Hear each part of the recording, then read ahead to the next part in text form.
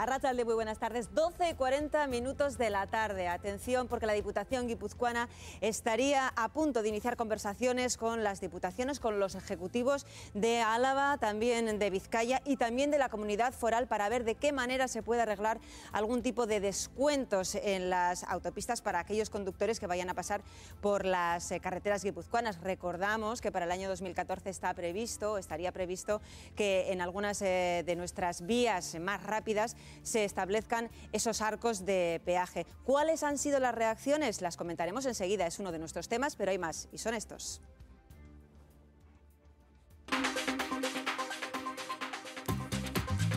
El Fondo Monetario Internacional pide a España que se bajen los sueldos y se abarate el despido. ¿Hará caso el gobierno de Rajoy a estas medidas?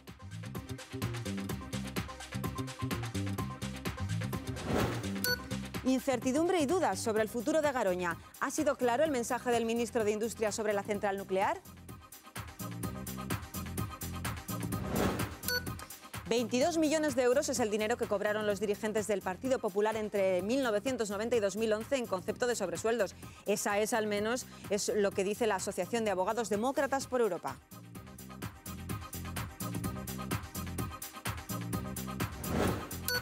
El primer banquero que ha ido a la cárcel desde que comenzó la crisis podría salir en breve de prisión. La Audiencia de Madrid anula la causa contra Miguel Blesa.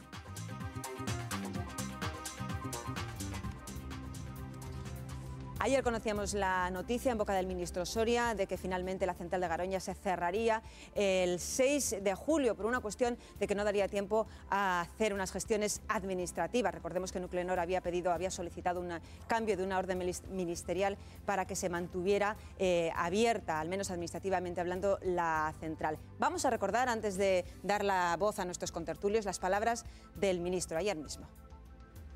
Con anterioridad al 6 de julio, el Ministerio deberá declarar, mediante orden ministerial, el cese definitivo de explotación de esta central. El cese se produce por razones distintas a la seguridad nuclear. Es un cese que se basa única y exclusivamente en consideraciones económicas y es lo que está estudiando en estos momentos el Ministerio. Muchas gracias. No sé si quedó claro o no. Miriam Vázquez, Arratsalde, muy buenas tardes. Gracias. En el diario en el que escribes, en Deia, tituláis Soria enreda el cierre de Garoña. ¿Es realmente un enredo? ¿Nos ha quedado algo claro? No queda absolutamente nada claro. Por una parte, como hemos visto en las imágenes, nos está diciendo que se anuncia el cierre porque por motivos de plazos no puede haber una prórroga. Pero por otra parte, y lo hemos visto al final de la intervención, decía que se está estudiando esos motivos económicos que a Garoña le impiden seguir su actividad. Él pone mucho el acento en que no se debe a motivos de seguridad el cierre. Entonces, con esto estamos abriendo la puerta a que se pueda estudiar, a que pueda haber alguna clase de negociación sobre esa reforma de los impuestos energéticos que serían los que harían más gravosa la actividad de Garoña y los que impedirían, según sus gestores, que continuara su actividad, ¿no? Porque no podría asumir esa carga. Estamos abriendo esa puerta, a que haya esa negociación y a que pueda seguir adelante. Y por otra parte, añadiré un dato más. Nuclenor, al parecer, ha dicho a sus trabajadores que por lo pronto sigan trabajando como hasta ahora. Luego, cuando el río suena, agua lleva. Bueno, vamos por este lado. Lourdes Pérez, Arratsalde, muy buenas tardes. Arratsalde. El Gobierno vasco ha pedido al ministro que sea mucho más claro, y es que estamos hablando de una cuestión vital que aparecía en los programas electorales de muchos gobiernos, el de Zapatero incluso. Yo en una reflexión un poco pedestre, si quieres, pero supongo que pueden compartir buena parte de los telespectadores, no termino de entenderlo muy bien. Claro, cerrar o abrir una central nuclear, una presupone que es una maniobra cuando menos mínimamente compleja. Entonces, que haya todos estos vaivenes por el cual el Gobierno toma una decisión, esa decisión, digamos, se entremezcla con el posicionamiento de la empresa que gestiona Garoña, que explota Garoña, por la cual, digamos, había dejado de ser rentable para sus intereses, se decide una fecha de cierre, se pide una prórroga, el ministro dice ayer que es imposible prorrogarlo porque técnicamente no se puede, que también parece razonable, porque no es como apagar y encender, digo yo, la luz de tu casa. Bueno, pues lo primero que creo que hay que pedir efectivamente es que se sea lo más claro posible en la medida en que eso sea factible, en que tengamos todos los elementos encima de la mesa. Si no se puede prolongar, como pide la concesionaria, porque hay cuestiones técnicas, que el ministro lo diga. Que diga, técnicamente eso no se puede hacer. Si se va a abrir la puerta a otro tipo de negociación, que se actúe con transparencia, porque entre otras cosas hay puestos de trabajo comprometidos, hay una comarca implicada, Con lo cual, yo creo que lo primero que hay que pedir es transparencia. Y luego hay otros debates que se abren sobre el propio futuro de la energía nuclear a la raíz de Garoña. Sobre esa transparencia, Juan Carlos de Julián, Arratsalde, muy buenas tardes. La vamos a ver porque hay muchos ojos puestos en esta decisión, tanto grupos a favor como grupos en contra. Hombre, pues sería una transparencia a futuro, porque de momento la transparencia brilla por su ausencia, ¿eh? No es ni diáfana ni traslúcida.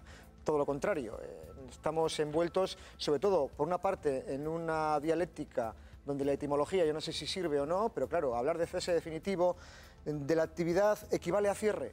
Pues yo tengo mis dudas, no lo sé, ¿eh? ¿Por qué no se utiliza la palabra cierre? Luego ayer, en la oportunidad que tuvimos entrevistando a los trabajadores, al comité de empresa, nos transmitieron la idea de que ellos están tranquilos y de que hay una oportunidad para mantener, si no la explotación tal y como está, sí en un futuro lo que es la planta, quizá con otra actividad. Es precisamente la palabra que han utilizado. Nuclenor comunicaba a sus trabajadores que existe una oportunidad, pero no garantía. Estaríamos también hablando en un terreno muy pantanoso. Iñaki, Arratsalde. Bueno, yo lo que pienso es de que está muy claro, de que transparencia, como han dicho el resto de mis compañeros, cero, ¿no? Lo que está muy claro es que quien manda en la generación de energía en el Estado español no es el Ejecutivo, sino que son las eléctricas, son las que mandan y las que gobiernan.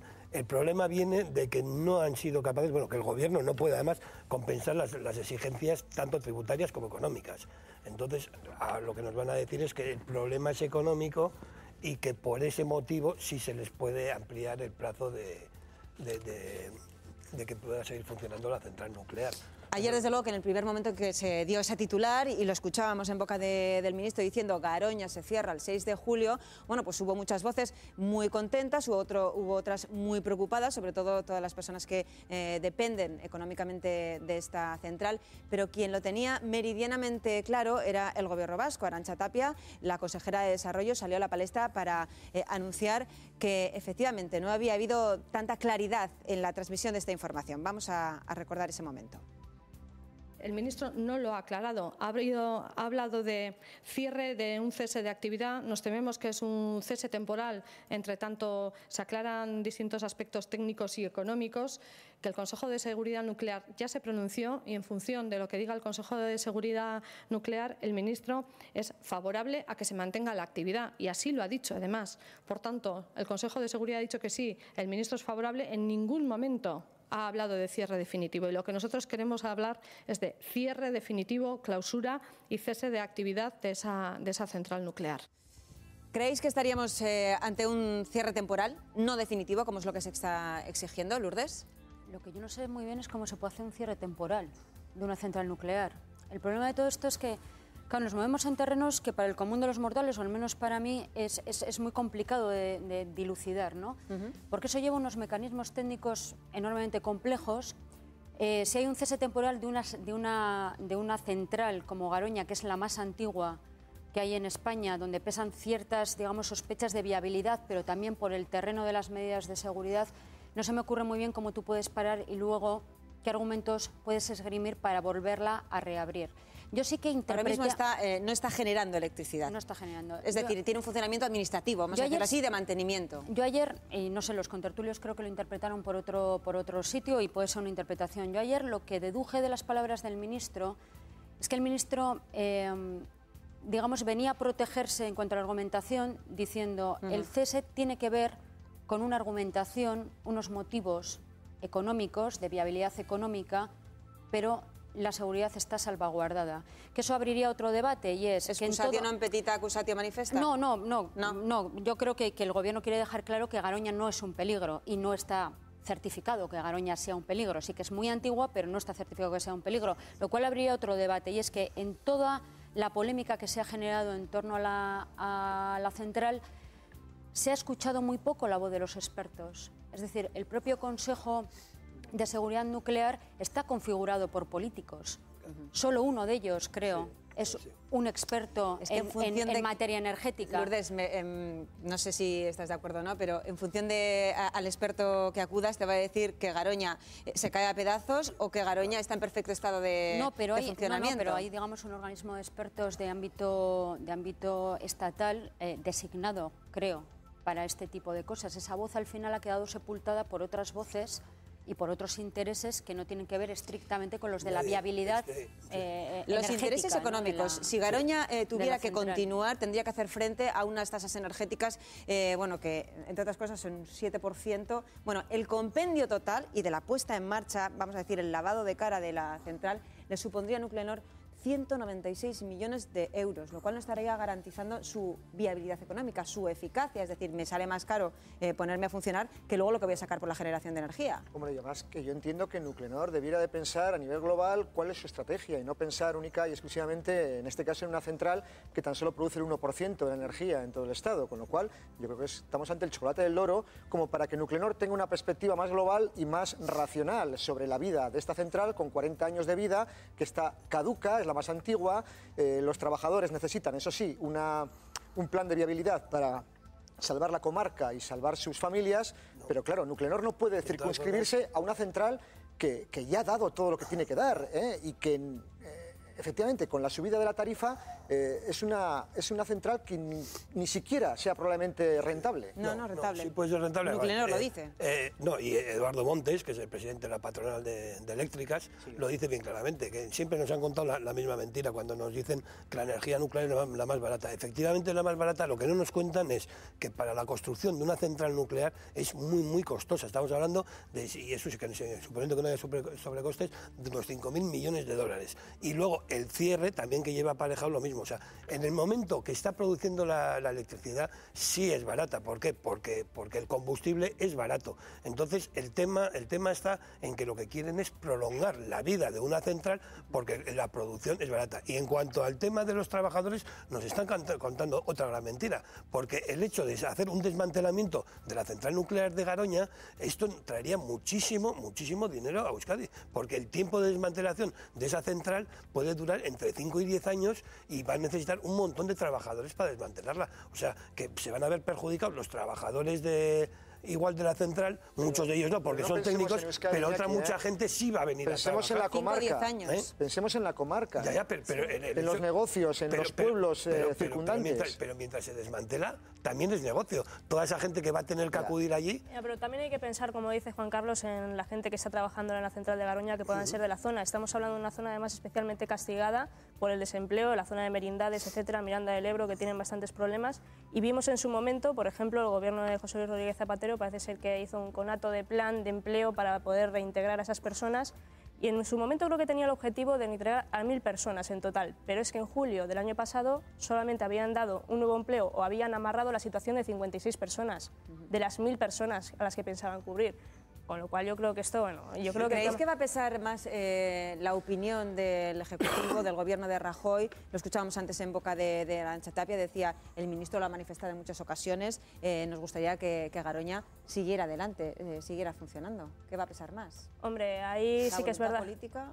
Bueno, voluntad política y también el margen ese de negociación con las empresas eléctricas, con Nuclenor, etcétera, que ahí le pueden presionar de alguna manera con el pretexto ese de la energía barata, como estábamos mencionando antes, ¿no? Pero yo creo que aquí estamos perdiendo un poco también la perspectiva del tema de la seguridad, porque Garoña lo que va a tener que pagar no es solamente por los nuevos impuestos que entren en vigor, sino que en su momento también se dejó claro que si quería funcionar hasta 2019 tenía que abonar 100 millones de euros simplemente para hacer unas adaptaciones de seguridad, entre ellas algo tan lógico como tener un búnker de seguridad para los trabajadores en caso de accidente, que te pones a pensar cómo puede ser que una central nuclear no tenga un búnker de seguridad para los trabajadores. Tiene 40 años esa 40 años que nuclear. Cumplió, por cierto, en 2011. Los cumplió en 2011. Ahora están pensando que bueno, hay otras centrales nucleares por el mundo que parece ser que van a prolongar su vida hasta los 50 o 60 años, que yo solo de pensarlo la verdad es que me dan hasta escalofríos. Y recordemos que han tenido varios incidentes ya. Es cierto que han sido incidentes de nivel 0, solo hubo uno de nivel 1, pero siempre le suceden cuando quiere funcionar a plena potencia. Eso quiere decir que ya está castigada, porque si cada vez que quiere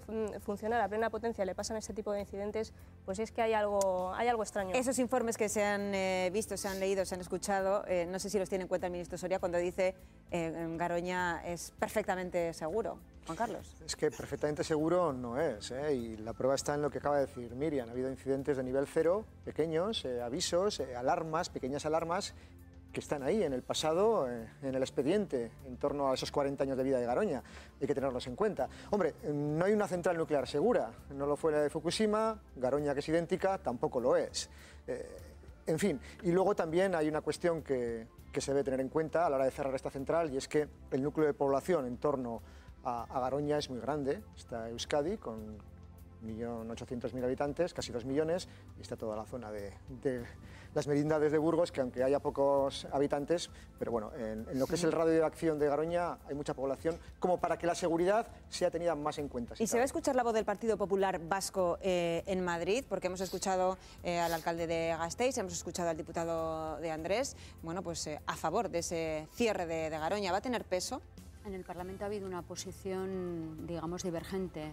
El grupo parlamentario ha venido a cerrar filas con las argumentaciones del Gobierno con un voto particular, una ruptura, digamos, de la disciplina de voto por parte del alcalde de Vitoria. De todas maneras, creo que el debate de Garoña debería servir, por lo menos para ir más allá de Garoña y plantearnos la supervivencia energética. Sigue siendo uno de los grandes problemas y muy agudizado por la crisis económica. Es decir, este es un país que tiene una enorme dependencia energética, enorme. Compramos, si no me equivoco, mucha electricidad ahora a Francia. Eso no es también que viene de la energía nuclear. Eso ha sido más bien datos que al final España acaba exportando más energía de la que importa y no la que... Eso ha sido un lugar común, lo de que compramos a Francia energía nuclear. No ha sido exactamente así. Pero sí que es verdad que al final el debate de la seguridad no siempre es sustentado en realidades. Es cierto que la energía nuclear... Bueno, si hay un accidente, el accidente puede ser muy terrible, pero tampoco la historia de las centrales nucleares en el último medio siglo avala esa hipótesis. Podríamos extrapolarlo a otros terrenos como la aeronáutica. No se puede gobernar ni hacer gestión en base a una casuística menor. Bien, estoy de acuerdo. Pero no, quiero decir que han pesado muchos argumentos y muchos prejuicios, creo, y no siempre sustentados en datos tasados y razonables sobre el uso de la energía nuclear. Y la pregunta también que nos deberíamos hacer es ¿y qué otras alternativas tenemos? Porque las renovables subvencionadas se han demostrado un fiasco, ya han acabado siendo un fiasco. Aquello de incentivar el cultivo de miles de hectáreas de maíz para intentar ahí hacer no sé qué cosa no ha funcionado. No ha pasado con los... En base al fracking todavía está por demostrar si es... Ha venido a pasar lo mismo con los paneles solares, que ahora quienes invirtieron en eso están también en crisis y reclamando su dinero. Estoy totalmente de acuerdo contigo, Lourdes, que el debate sobre la energía y el modelo energético que se tiene que tener es amplio y daría para un programa solamente, para 1 hora y media o 3 horas incluso sobre el asunto. Pero vamos a dejar aquí el tema de Garoña. Me gustaría en este momento dar nuestro número de teléfono, 902-540-541, porque vamos a hablar de los peajes que se pretenden poner a partir del año 2014 en las vías rápidas de Guipúzcoa. Recordemos que la diputada de Infraestructuras de la Diputación guipuzcoana hacía este aviso y hoy, ayer mismo, aseguraba que se iba a poner en contacto con las diputaciones, con los ejecutivos de los territorios limítrofes, en este caso con los herrialdes de Vizcaya, de Araba y también con el gobierno navarro, para ver de qué manera se puede ejecutar una especie de plan compensatorio entre todos para que no se penalice a las personas que diariamente circulan por los territorios. Vamos a recordar, si os parece, en primer lugar, las declaraciones de Larraitz Ugarte cuando hacía el anuncio de estos peajes. Prentzaurreko honen helburua da esatea bilerak eskatu ditudala, garraioaren hobekuntza, herrialdeen arteko konexioen hobekuntza eta mobilidadearen hobekuntzan egon daitezkeen aukerak lantzeko batetik, eta bestetik errepiden finantziaketari dagokionez bakoitzak daukan sistema bestearekin nola osagarritu eta nola egin Euskal Herritarrok ahalik eta sistemarik egokiena izan dezagun. Decía que a ver de qué manera se pueden complementar todos los sistemas de peajes y hacer que fluyan los vehículos entre todos los territorios. Hoy nos hemos hecho una pregunta. ¿Cuánto nos cuesta a los vascos circular por nuestras carreteras, por nuestras autopistas de peaje? Ha hecho el resumen perfecto Roberto Almagua. Adelante. Arratsaldeon, Adela, pues como anunciaba la Diputación Foral de Guipúzcoa, a partir del año que viene, en octubre, serán de pago la Nacional 1, la A15 y la Nacional 121A. Será gratuita para los ciudadanos guipuzcoanos y habrá descuento para el resto de ciudadanos vascos y navarros. Pero esta situación, como bien decías, ha hecho que nos planteemos cuál es el estado de nuestras carreteras de peaje. Y lo vemos a continuación. Con la subida del IVA y desde principios de año desplazarse entre Bilbao y San Sebastián por la P8 cuesta más de 9 euros. En la AP68 desplazarse entre Vitoria-Gasteiz y Bilbao sale por algo más de 5 euros. Y la conexión entre Donostia y Vitoria-Gasteiz a través de la AP8 hasta Eibar y de la AP1 hasta Gasteiz cuesta casi 11 euros. Por último, la conexión entre Donostia y Pamplona por la AP15 cuesta unos 2,15 euros. Este es el panorama actual y además, a partir del año que viene, Guipúzcoa se va a convertir en la primera y única provincia de todo el Estado en cobrar por todas sus carreteras de doble sentido, lo que hace que nos preguntemos hasta qué punto eran necesarios estos nuevos peajes. Es que ricasco, Roberto. Pregunta que traslado también a la mesa. ¿Son necesarios estos nuevos peajes en las carreteras guipuzcoanas, Lourdes? Bueno, yo de entrada, lo de que vaya a entrar en vigor en 2014 ya veremos. Era la propuesta que hacía claro, desde la Diputación. Necesita el apoyo de un grupo de la oposición. Claro, es que antes de empezar a negociar con lo externo, digamos, tenemos que pactarlo internamente. Es decir, es norma foral.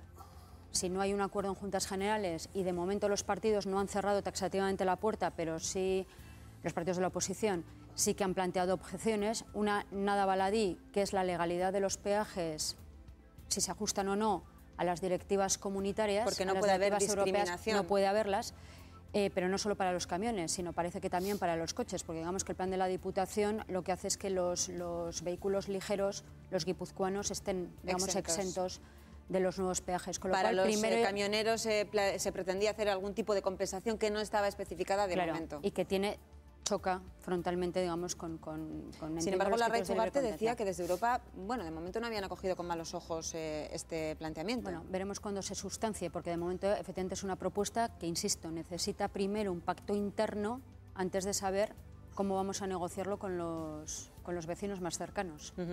Bidegui, aseguran desde la Diputación que tiene un agujero muy importante de unos 900 millones y que tienen que paliarlo a través de esta recogida de los peajes. Se dice que se va a recaudar unos 38 millones de euros. ¿Va a ser suficiente? ¿Es un poquito de yo creo que no va a ser suficiente. El problema que tenemos es de que Bidegui tiene una deuda de 900 millones, como bien se ha dicho. El problema está que incluso el Tribunal Vasco de Cuentas ha criticado a la anterior gestión de la Diputación de Guipúzcoa por los sobrecostes de ciertas carreteras, y el mantenimiento de las carreteras de Guipúzcoa son muy costosas. Yo lo que sí querría hacer es, independientemente que sea legal, pues han ido a Bruselas a comentar, a ver los pormayores, si se podría, si no se podría. Lo que yo sí quiero es que la gente se dé cuenta de una cosa. Si los guipuzcoanos, cuando salimos de Guipúzcoa, si nos vamos para el sur, tenemos que pagar la autopista de Vitoria. Si nos vamos para el oeste, tenemos que pagar la de Vizcaya, que es de la Diputación. Si nos vamos al norte, tenemos que pagar la que va hacia Burdeos. Y si vamos hacia Pamplona o hacia Barcelona, también tenemos que pagar. O sea, que no me parece normal que se critique a Guipúzcoa y sin embargo en todos los demás se nos esté cobrando a nosotros. De todas formas, lo que sí me parece bien, sobre todo desde el lado guipuzcoano, yo viéndolo como guipuzcoano, de que realmente me reduzcan el importe en Guipúzcoa y en el resto de las provincias limítrofes, y que sea de forma que sea viceversa. A mí me parece totalmente lógico. Lo que no podemos pretender es mantener las carreteras en buen estado de Guipúzcoa cuando realmente el paso de camiones y el tráfico es continuamente permanente, que no es lo mismo que otro tipo de carreteras. Claro, lo que se pretendía por parte de la Diputación, y en un primer momento se dijo, es vamos a penalizar de alguna manera ese tráfico pesado por el que pasan por nuestras carreteras, ¿no? Transporte internacional. Sí, que otra de las cosas que me parece que, bueno, la concesión la tiene Videlán, ¿no? Entonces, lo que sí me parece, no solamente con este tipo de carreteras, ¿no?, sino que yo creo que las instituciones se tienen que poner ya a pensar de que no hay que dar concesiones, porque el problema está que estamos pagando unas concesiones como cuando le dan a la OTA, le dan parkings, le dan carreteras, y resulta que nos están dando esas concesiones para que un señor se lleve ese dinero como cosa privada. Sin embargo, si fuese público, todo ese dinero se reaportaría al municipio, a la Diputación o al Gobierno vasco. Eso es un reduccionismo. Bueno, es decir, cualquier país mínimamente desarrollado siempre funciona, y se ha demostrado que se puede funcionar bien. Luego podemos entrar en otros debates entre la equilibrada colaboración de lo público y de lo privado. Cuando hay transparencia. Lo que no podemos es denostarlo por sistema, eso es demagogia. Lo que no podemos es alquilar más barato de lo que nos cuesta. Lo que no podemos hacer es, para mí, los beneficios y para ti las pérdidas. Iñaki, el problema en este caso es que había un acuerdo previo de la legislatura anterior, PNV, Amaicabat y el PSE, por el cual el problema de la financiación de las carreteras guipuzcoanas, y en eso es cierto que hay un acuerdo entre los partidos de las juntas guipuzcoanas en que no es sostenible el modelo y más por la caída de ingresos, en eso la crisis está siendo letal, claro, no es solo el sostenimiento de las carreteras, es que estamos recaudando menos con los peajes, eso requiere, digamos, de un nuevo modelo. Había una propuesta que era el peaje para los camiones en Etxegarate. Bildu entró a gobernar, en un primer momento con el apoyo de Aralar y del PP, esa primera decisión se revoca y hemos estado 2 años de legislatura esperando cuál es el nuevo modelo. ¿Cuál es el problema que tiene el nuevo modelo? Insisto que es una norma foral y de entrada, y al margen de los problemas que plantean navarros, guipuzcoanos y alaveses, pues nos vamos a encontrar con el problema del pacto interno, de que esa norma la tienes que aprobar primero con el consenso de alguien. Hemos hecho un resumen de lo que nos puede costar o lo que nos cuesta realmente circular por nuestras carreteras, por algunas de ellas. Hay quien ha empezado ya a compararnos con Cataluña, con Barcelona, que tenemos un montón de, bueno, hay un montón de peajes, pero cada 3 kilómetros es una exageración, pero hay muchísimos. Y hay quien se plantea, a ver si va a empezar a haber plataformas como la de No Quiero Pagar.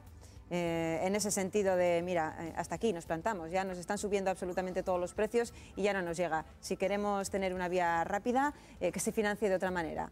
Miriam. No sé, todo está por ver, ¿no? Iniciativas de estas siempre pueden surgir, pero sí que es verdad que, por ejemplo, no solo en el caso de los vehículos que por ocio, por trabajo, por otras cuestiones se tengan que desplazar entre territorios, sino, por ejemplo, pensemos concretamente en el caso de los transportistas, que además son un colectivo ya especialmente castigado por la crisis. Estamos viendo la subida de los carburantes, estamos viendo también cómo vienen desde la Unión Europea algunas indicaciones a favor también de subir otra vez impuestos en los carburantes, y ellos van a ser especialmente los más castigados. Sí que es verdad, por ejemplo, y haría una matización, refiriéndome otra vez a los turismos, una matización a lo que había comentado antes Iñaki. Iñaki decía que, claro, los guipuzcoanos cuando van a otros territorios también tienen que pagar, pero no es la cuestión, nadie pone en cuestión que los guipuzcoanos tengan o no tengan que pagar, ni que sean privilegiados, sino que en este caso la Diputación de Guipúzcoa lo que propuso en primera instancia fue que pagaran los demás ciudadanos, los de los territorios limítrofes, y que los guipuzcoanos se vieran privados de pagar esa, o que no tuvieran que pagar esa nueva tasa o ese nuevo peaje. Con lo cual, en fin, lo que ha molestado a la gente, a los conductores de otros territorios, no es que haya un nuevo peaje o que tengan que pagar en Guipúzcoa, no. Es que teniendo que pagar ellos, se abra la puerta a que no paguen los guipuzcoanos, porque era discriminatorio. Ahora lo han corregido, y yo creo que también lo han corregido porque han recibido alguna... Permíteme, por favor, que termine, Iñaki. Creo que lo han corregido porque, sobre todo para Bildu, creo que es problemático poder defender ese discurso que parece que pierde de vista un poco la construcción nacional o la perspectiva nacional. Y ahora han intentado, de alguna manera, pues establecer que también haya mecanismos... ¿Va a conseguir los apoyos suficientes para que esta propuesta salga adelante? No lo sé, yo de momento lo veo difícil, por lo menos desde la Diputación de Vizcaya ya están diciendo que lo ven discriminatorio y que no lo terminan de ver. No, me refiero dentro de la propia Diputación guipuzcoana, al hilo de lo que estaba comentando Lourdes, los apoyos internos que necesitan. Claro, pero al final la Diputación de Vizcaya es un partido que es el PNV y que está en las Juntas Generales, con lo cual me hago la idea de que si a la Diputación de Vizcaya no le gusta, me imagino que salvo que se reconduzca la postura, al PNV tampoco le gustará. Luego están PP y PSE. Ahí ya tengo más dudas de lo que pueda suceder, pero bueno, por el momento, ya te digo, como está formulada la propuesta, que parece que hay ciertos bandazos, porque además recordemos que en la legislatura pasada, antes de entrar en la Diputación, Bildu decía que no había que cobrar peajes, era contrario a los peajes. Y de hecho, poco después de que fueran las elecciones, creo que tuvo alguna reunión Larraitz Ugarte con gente del mundo de los transportes, y ahí ya conocía ella la deuda de Bidegi, y aún así salió de la reunión diciendo que no iba a haber peajes, conociendo la deuda de Bidegi. Ha sido últimamente, en los últimos meses, cuando ha cambiado ese discurso, y primero hemos pasado de decir que iban a pagar todos los demás, salvo los guipuzcoanos, a decir que a lo mejor también los de los territorios limítrofes, siempre y cuando utilicen a menudo esas carreteras guipuzcoanas, a lo mejor también puede haber alguna compensación. Y yo creo que lo hace, pues eso, para recuperar ese discurso de la construcción nacional. Precisamente Larraitz Ugarte lo que decía era la situación de Bidegi es la que es, la situación económica general es dura, es la que es, y hacía un llamamiento a la responsabilidad al resto de partidos políticos. Vamos a recordar sus palabras.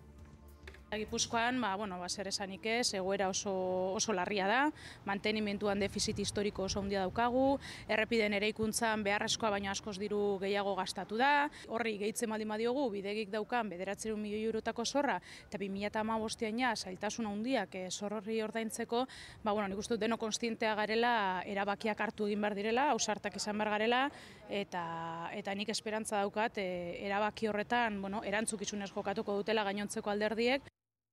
La situación se va a agravar y es momento de ser valientes. ¿Con este tipo de medidas se conseguirá ser valiente? Hombre, valiente no lo sé si son o no en la Diputación Foral de Guipúzcoa, pero consecuentes no, por lo que acaba de explicar bien Miriam, y porque yo creo que al final se han dado cuenta tarde, pero se han dado cuenta del agujero existente en Bidegui, y yo creo que quieren hacer caja en base a pasar factura a los peajes.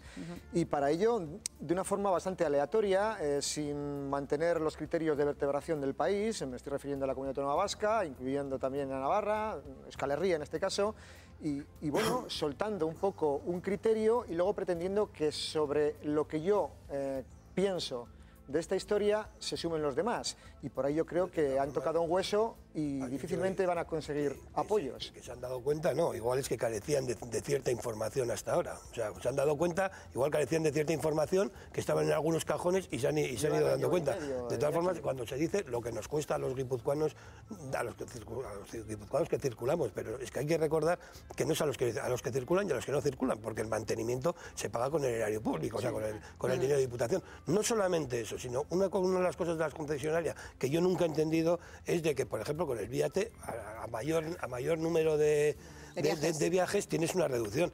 Yo siempre había pensado de que esa reducción era pues en base a esos viajes, pero que corría a gasto de la que tiene la concesión. No. O sea, tú pagas a la concesionaria, que es Videlan, y luego es la Diputación quien te reaporta lo que tú, o sea, lo cual que tampoco me parece normal. Y muchos guipuzcoanos desconocían eso, se pensaban que la reducción era, bueno, pues Videlan te agarra y por cuanto más viajes te incentivan y tal. No, es la Diputación que paga. ¿Y creéis que va a tener esto un efecto disuasorio? Es decir, que si puedo ir por una carretera alternativa, lo voy a hacer y voy a dejar de pagar ese peaje. Está pasando con la Eibar Vitoria.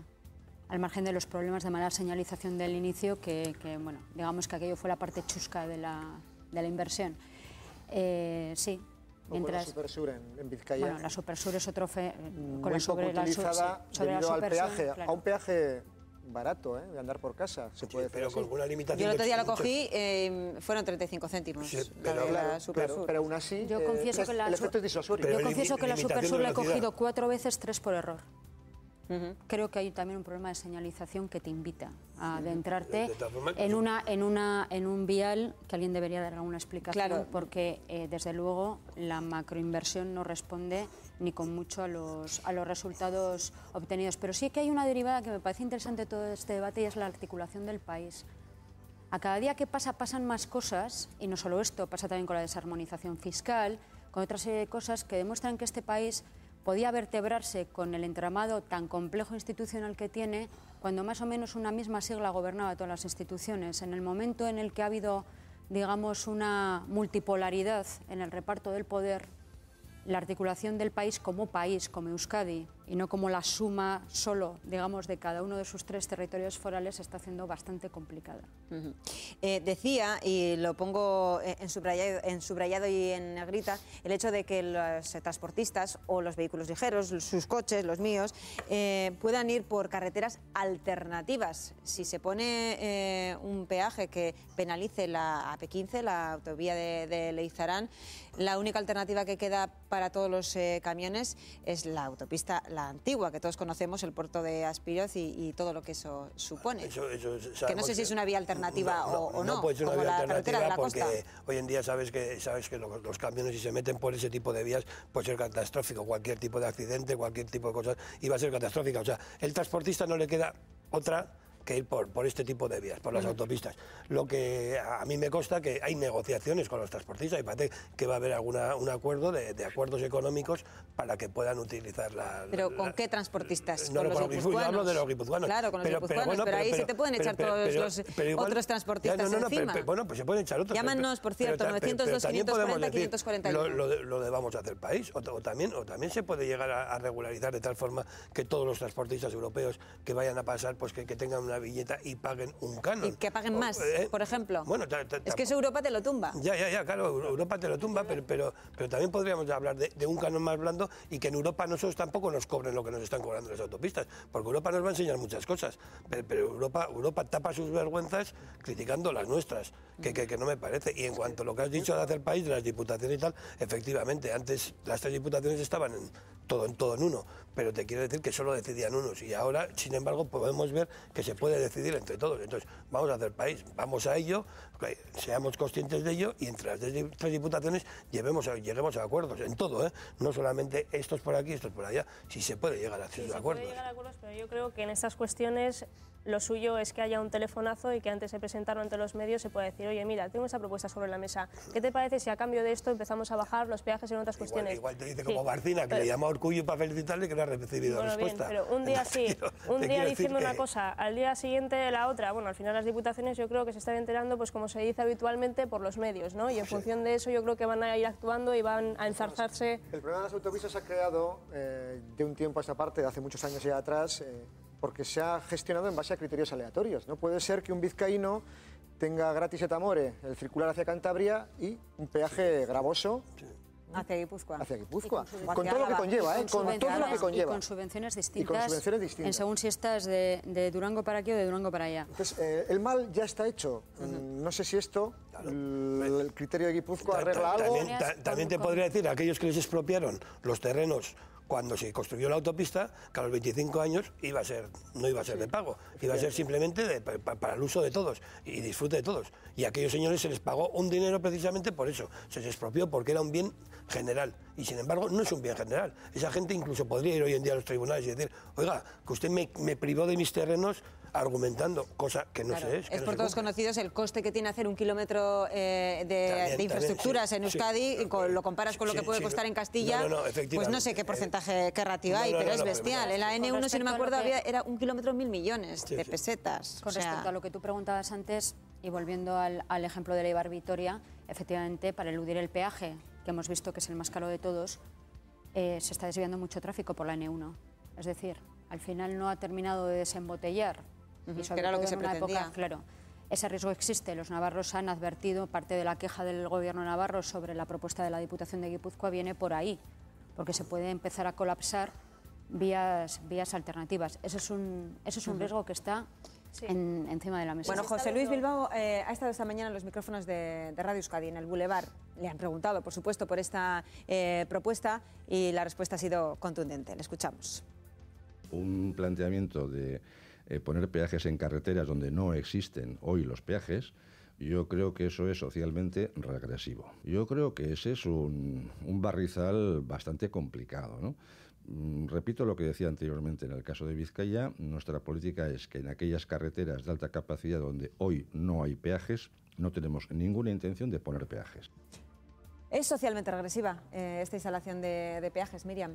No sé si será socialmente regresiva, pero desde luego, y por continuar con lo que mencionábamos antes, no solo se está viendo que a nivel de la Comunidad Autónoma Vasca, allí donde hay peajes, resulta que la gente no utiliza esas vías y se dedica a desviarse por otras, sino que también estamos viendo a nivel del Estado español, porque había unos informes también, y lo mencionaba el otro día, desde el gobierno español, que decían que, bueno, que la gente no utiliza las autopistas, no utiliza las vías con peajes. De hecho, la única que se libraba y medianamente, porque creo que había logrado incrementar su uso, no sé si menos de un 1%, era la de Madrid-Barajas. Y bueno, Madrid-Barajas, porque vemos que cuando vas a coger un avión, muchas veces por no exponerte a perderlo o por lo que sea, pues no tienes otra que dirigirte por esa vía. O sea, que es una, Madrid-Barajas. Te doy el dato exacto. El tráfico por autopistas se hunde un 30% desde el comienzo de la crisis, con un volumen que se remonta a los niveles de hace 15 años. 6 autopistas están en concurso de acreedores. Estoy hablando de las autopistas del Estado. Por eso hablaba, no sé hasta qué punto puede llegar a ocurrir esto. Cuando en otras autopistas sí que hay unas alternativas reales a las autopistas, entiendo. Lo paradójico es que ese hundimiento se está produciendo en un momento en el que yo creo que todos hemos empezado a asumir que se acabó, no son gratis, o sea, corren a cargo de nuestros impuestos, pero quiero decir, si apartamos ese dinero que no vemos, que nos quitan pero no vemos, que el uso de determinadas carreteras va a ser de pago. Es decir, que hay que empezar a asumirlo. Sí, sí. Bueno, de todas formas, o sea, creo que eso, nos lo vamos a tener que comer, ¿no? Creo que eso empieza a ser una realidad. La paradoja es que, claro, eso se ha producido en un momento en el que se están hundiendo efectivamente, porque es muy probable que el tráfico, por ejemplo, que tiene la Bilbao-Donostia, la Donostia-Bilbao, claro, no tienes carretera alternativa. Claro. Es decir, Es o que usas 6, esa 3, 4, o no la de la llegas en costa, la vida. no llegas en nada. 3 días. O sea, la pregunta que eterno. nos podríamos hacer es si hubiera alguna alternativa a esa autopista, ¿cuánta gente realmente la utilizaría y De todas formas, pagaría cuando rigurosamente el estamos dinero? hablando de que ha disminuido el tráfico en autopistas, no, es que ha disminuido el tráfico de vehículos. A ver, Sí, vamos a ser sensatos. Y probablemente ese porcentaje, Pero es que mucha gente antes cogía el coche y iba por su cuenta, y ahora van 4 en el coche en vez de ir 1 o ir 2. O sea, vamos a ser sensatos. Lo O sea, cual es que- también es muy sostenible, Sí, sí. medioambientalmente hablando. No, es que sería lo lógico. Lo que pasa es que antes no lo hemos hecho así. Y luego también cuando hablamos de autopistas, hoy en día hay muchas zonas donde no se utilizan los vehículos porque se utilizan otros medios, como es el AVE, o sea que cuando hablamos de esos datos, yo reflexionaría un poquito y sería un poquito más sensato. Hay O sea, quien ha echado en cuando falta dicen- también un análisis también de la repercusión que puede tener este tipo de peajes en algunos sectores. Me estoy refiriendo, por ejemplo, a los transportistas, no solamente a los guipuzcoanos, sino al resto de la comunidad. Se echa en falta unos datos, un estudio pormenorizado de qué puede suponer para unos sectores y una economía, bueno, pues que todos sabemos cómo estamos y todos sabemos cómo nos afecta a los bolsillos. ¿Vosotros lo habéis echado en falta? Sí, no, y además que hay que tener en cuenta que los transportistas están sufriendo una permanente subida en el coste de los gasóleos y el transporte se está encareciendo y necesitan ayudas y no gravámenes vía peajes. Yo creo que es un sector muy sensible y que debe ser atendido. Creo que se debiera tener en cuenta. Dicen ya aquí que hay reuniones de la Diputación con los transportistas, pues bienvenidos sean esas reuniones y bueno, que se les tenga en cuenta. Tenemos a una mujer transportista al teléfono. Lourdes, perdóname un segundito. Carmen, Arratsalde, muy buenas tardes. Hola, Adela, buenas tardes. Nos llamas desde Pamplona. Sí. Adelante, cuéntanos, ¿qué te parece esta propuesta de la Diputación guipuzcoana? Me parece que lo que estáis comentando es una injusticia total para los camioneros que vienen de Andalucía y para los de aquí mismo, que estamos a un paso. Porque si nos ponéis peaje en la 121A, nos ponéis peaje en la A1, nos ponéis peaje La 15. el centro, en Lezarán, pues que vamos por el aire. Está el sector del transporte, yo creo que es los peores sectores que hay ahora mismo en España, porque no tenemos ayudas de nada. Hay ayudas hasta para poner una panadería, pero en cuanto dices para un camión, ya te echan para atrás, ya te miran de mala manera.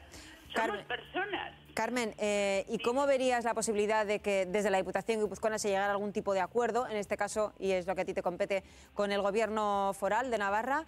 Bueno, pues para llegar a algún tipo de acuerdo, para que, por ejemplo, a los de Navarra pues tampoco les salga tan caro, vamos a decirlo así. Mira, en toda Europa, yo hago transporte internacional, en toda Europa hay carreteras alternativas. Esto que estáis hablando de Barcelona, se puede ir también sin pagar peaje hasta pasar a Barcelona. Entonces, son carreteras de 3 vías y de 2 vías. Entonces, es que no lo sé. Estáis hablando de las viñetas. En los países donde hay viñetas no hay peajes.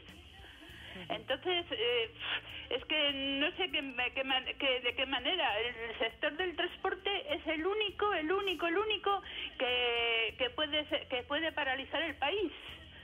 Tú estarías, hay quien ha llamado también a hacer una movilización por parte de los transportistas y ya cuando se ha hecho, desde luego que se han paralizado muchas carreteras y buena parte del país, ¿no? Eso es, y claro, la gente de a pie, la gente de los coches, pues ve que llega al supermercado por leche y no hay leche porque no ha llegado el camión y ya están echando pestes a los transportistas. Y no es cierto, somos un gremio normal y corriente que intenta llevar los garbanzos a casa. Perfecto, Carmen, pues Entonces, te voy a agradecer la llamada y mucho ánimo. Vale, de acuerdo. A ver si os ponéis de acuerdo de bien para todos. Bueno, nosotros aquí discutimos y comentamos. Los que se tienen que poner de acuerdo son los políticos. Gracias, Carmen. Ya, pero bueno, hay que darles ideas. Vale, esperemos que nos estén viendo. Es que ricasco, Carmen. Venga, gracias, hasta luego. Agur. Yo la entiendo, pero solo un matiz. Los ciudadanos guipuzcoanos pagamos. La red viaria, una red viaria que sobre todo tiene tráfico de tránsito. Es decir, la usan más conductores ajenos al territorio que conductores, claro. Es decir, es una red viaria singular porque comunica Francia, Estamos en la muga, sí. claro. Con lo cual tiene unas características particulares, entendiendo evidentemente que supongo que Carmen lo estará pasando mal por toda la circunstancia económica y que puede ser comprensible la rabieta y el enfado. Aquí se ha aludido a esos problemas legales de poner en marcha este planteamiento de la Diputación de Guipúzcoa. A esos problemas se refería el diputado José Luis Bilbao. O el hacer un planteamiento general de peajes discriminatorios respecto a los que son de fuera, etcétera, además de discriminatorio, como le decía, yo creo que puede tener serios problemas legales para llevarlo adelante. Desde luego, desde la Diputación de Vizcaya y en defensa también de los intereses de los vizcaínos y vizcaínas, vamos a ser especialmente vigilantes para evitar cualquier tipo de discriminación hacia nuestros ciudadanos. ¿Pero podría hacer algo la Diputación de Vizcaya o la Diputación de Álava para evitar esa discriminación? ¿Está en su mano? ¿Qué capacidad, qué margen de acción tienen, Miriam? Claro, pero eso ya supone cargarle el mochuelo, ¿no? El otro que cobre lo que quiera y que recaude lo que quiera, pero yo es que encima tengo que reparar a mis ciudadanos, ¿no? Eso ya es algo bastante complejo y sabemos también cómo están las arcas. Pero sobre todo en lo que se refería a la Unión Europea, las pegas que pueda poner a cualquier tipo de compensación que no esté acorde con las medidas de la Unión Europea, yo ahí tendría mucho cuidado, porque eso es cierto, la Unión Europea siempre en esas cuestiones está la que salta.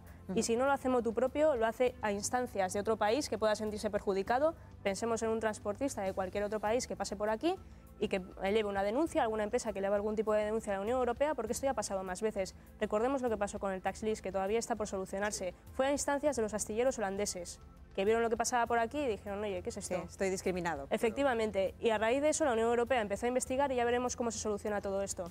Y también pasó con las vacaciones fiscales. Luego, tenemos ejemplos claros de que la Unión Europea no deja pasar ni una. El gobierno de Bildu ya ha dicho que en Europa les han dado luz verde. Sí, que no ven con malos ojos. No la ven Lo con que malos pasa es que la ojos. propuesta todavía no está, especificada y cómo van a ir las cosas. Lo único que sabemos, y se nos ha avanzado, es el tema de los arcos de detección que se pagarían en función de los kilómetros recorridos, que no habría un peaje como tal, como podemos conocer ahora, ¿no? Los que discriminarían, que luego Sí. habría que ver cómo funciona el sistema, de los que discriminarían al guipuzcoano, por decirlo de alguna manera, del que no lo es. Nos hemos puesto en contacto con la Diputación de Álava. Desde allí les hemos invitado a que nos dieran su opinión.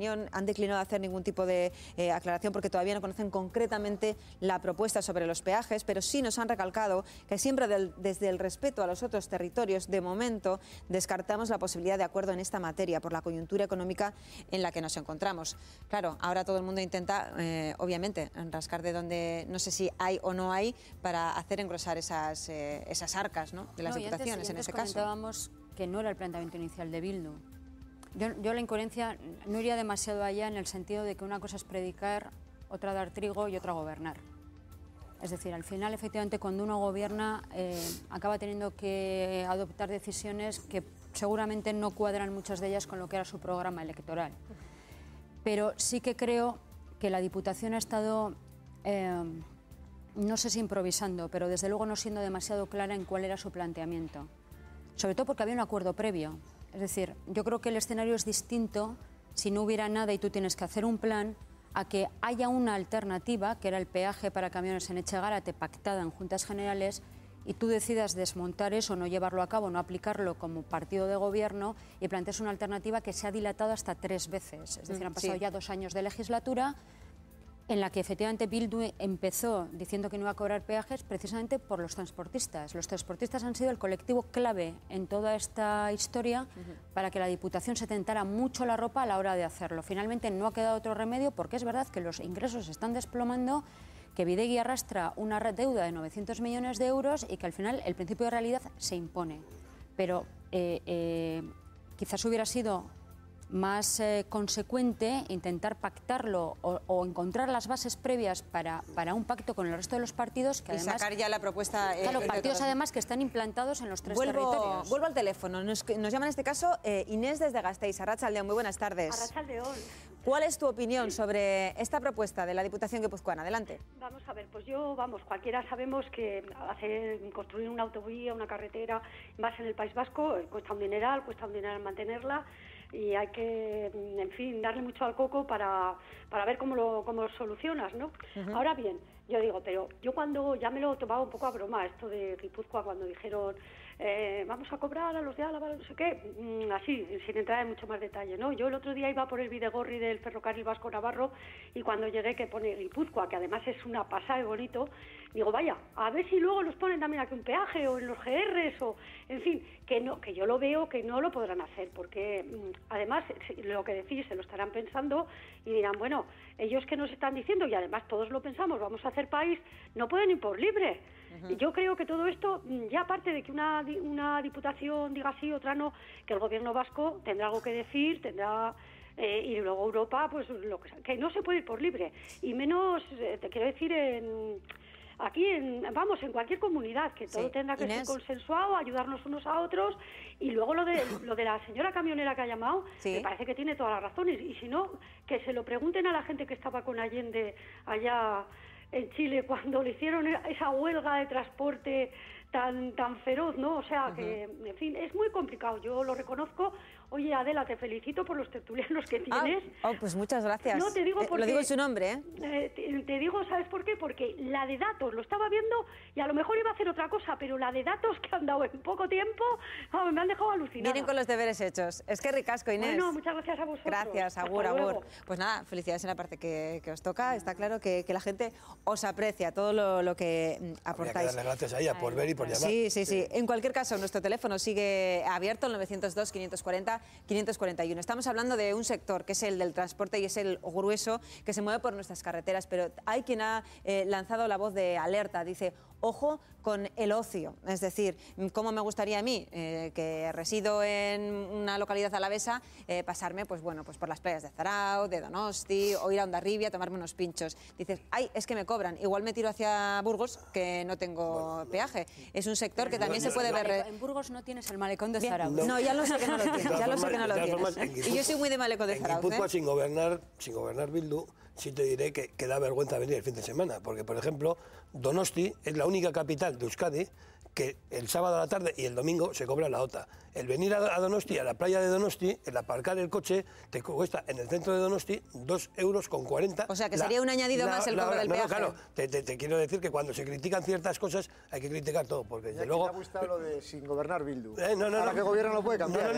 Es que también critico, es que es más, ha habido zonas ahora Bildu que tanto era antiota, o sea, que a ver si te piensas que yo estoy alabando como Alá, o sea, te quiero decir, me parece desmedido y me parece demencial que la gente que venga a venir el fin de semana, entre lo que cuesta la autopista, lo que te cuesta el transporte, la crisis que hay, que encima el viernes, el sábado a la tarde y el domingo tengas que estar pagando una OTA. Ahora, en esto vamos a ser todos sensatos. Cuando se habla de discriminación, no voy a enumerar ciertas cosas, pero hay muchas discriminaciones en otras provincias con respecto al que va de fuera. O sea, por ejemplo, en el rollo de las setas, no puedes coger setas, si las coges tienes que pagar. Uy, te ríes, pero es que yo por ser navarro no tengo que pagar. Perdona, pero es que ha sido un viejo enfrentamiento entre guipuzcoanos y navarros, me llega al alma, ya está. Y el poder participar en ciertas fiestas... Está bien traído porque alguien le escuchó ayer decir, de broma, podemos intercambiar peajes por setas. Claro, Alguien nos pedía antes una idea. No había hecho esa lectura, pero me la apunto también. Te quiero decir que ya ha habido gente que ha dicho, por el simple hecho de entrar en la playa, lo costoso que es la playa, pues al final... No vamos a entrar en ese debate, por favor. A lo que me refiero es que los políticos de un signo y de otro, para solventar... Hay playas donde en verano... Tendremos el tema en los peajes, por favor, que nos estamos yendo, Vamos por aquí. Tengo que dar vuelta al argumento que planteabas de un alavés, de un vitoriano que quiere venir a las playas de Zarauz. Le voy a dar vuelta porque, claro, un guipuzcoano o un donostiarra en este caso, que quiera salir allá donde quiera, norte, sur, este, oeste, tiene que pagar. Claro. No, por ejemplo, es terrible. Yo que una de las ventajas que tiene vivir en San Sebastián es que tienes Francia a 15 kilómetros y para esto es tremendo. A base de... Es tremendo. Hombre, entre Donosti y La Muga hay unos cuantos peajes. ¿Y cuántos peajes, cada 5 kilómetros? Es cierto que no consigo aprenderme las cantidades, estaría bien porque así acortaría el tiempo en los peajes, pero antes de llegar a San Juan de Luz... Nos estamos ¿Te has equiparando... desembolsado 5 euros o 6 tan ricas? Nos estamos equiparando a esos niveles europeos. Pero no europeos. ¿no? Es que Navarra, se pagan yo cojo la las autopista de Navarra, de Irurzun hacia Tudela, y yo no sé si son 3 o 4 peajes distintos, que encima dices, tiene gracia, si por lo menos me lo pusieran a la entrada y a la salida, pero no, es uno, otro y otro. Son 4. Cuando han puesto antes en el cuadro de que el pago en Navarra, sí, el de Irurzun, el primero será 2,40, pero el resto, si hiciéramos la suma, y además que te quiero decir que es frena para frenar, o sea, es cada 5 o 8 kilómetros. Hay fecha en principio para esa reunión entre la Diputación guipuzcoana y el Gobierno de Navarra. En principio sería el 1 de julio. Desde allí, desde la Comunidad Foral, el portavoz del Ejecutivo navarro ya se ha pronunciado y ha hablado de decisión unilateral. Escuchamos.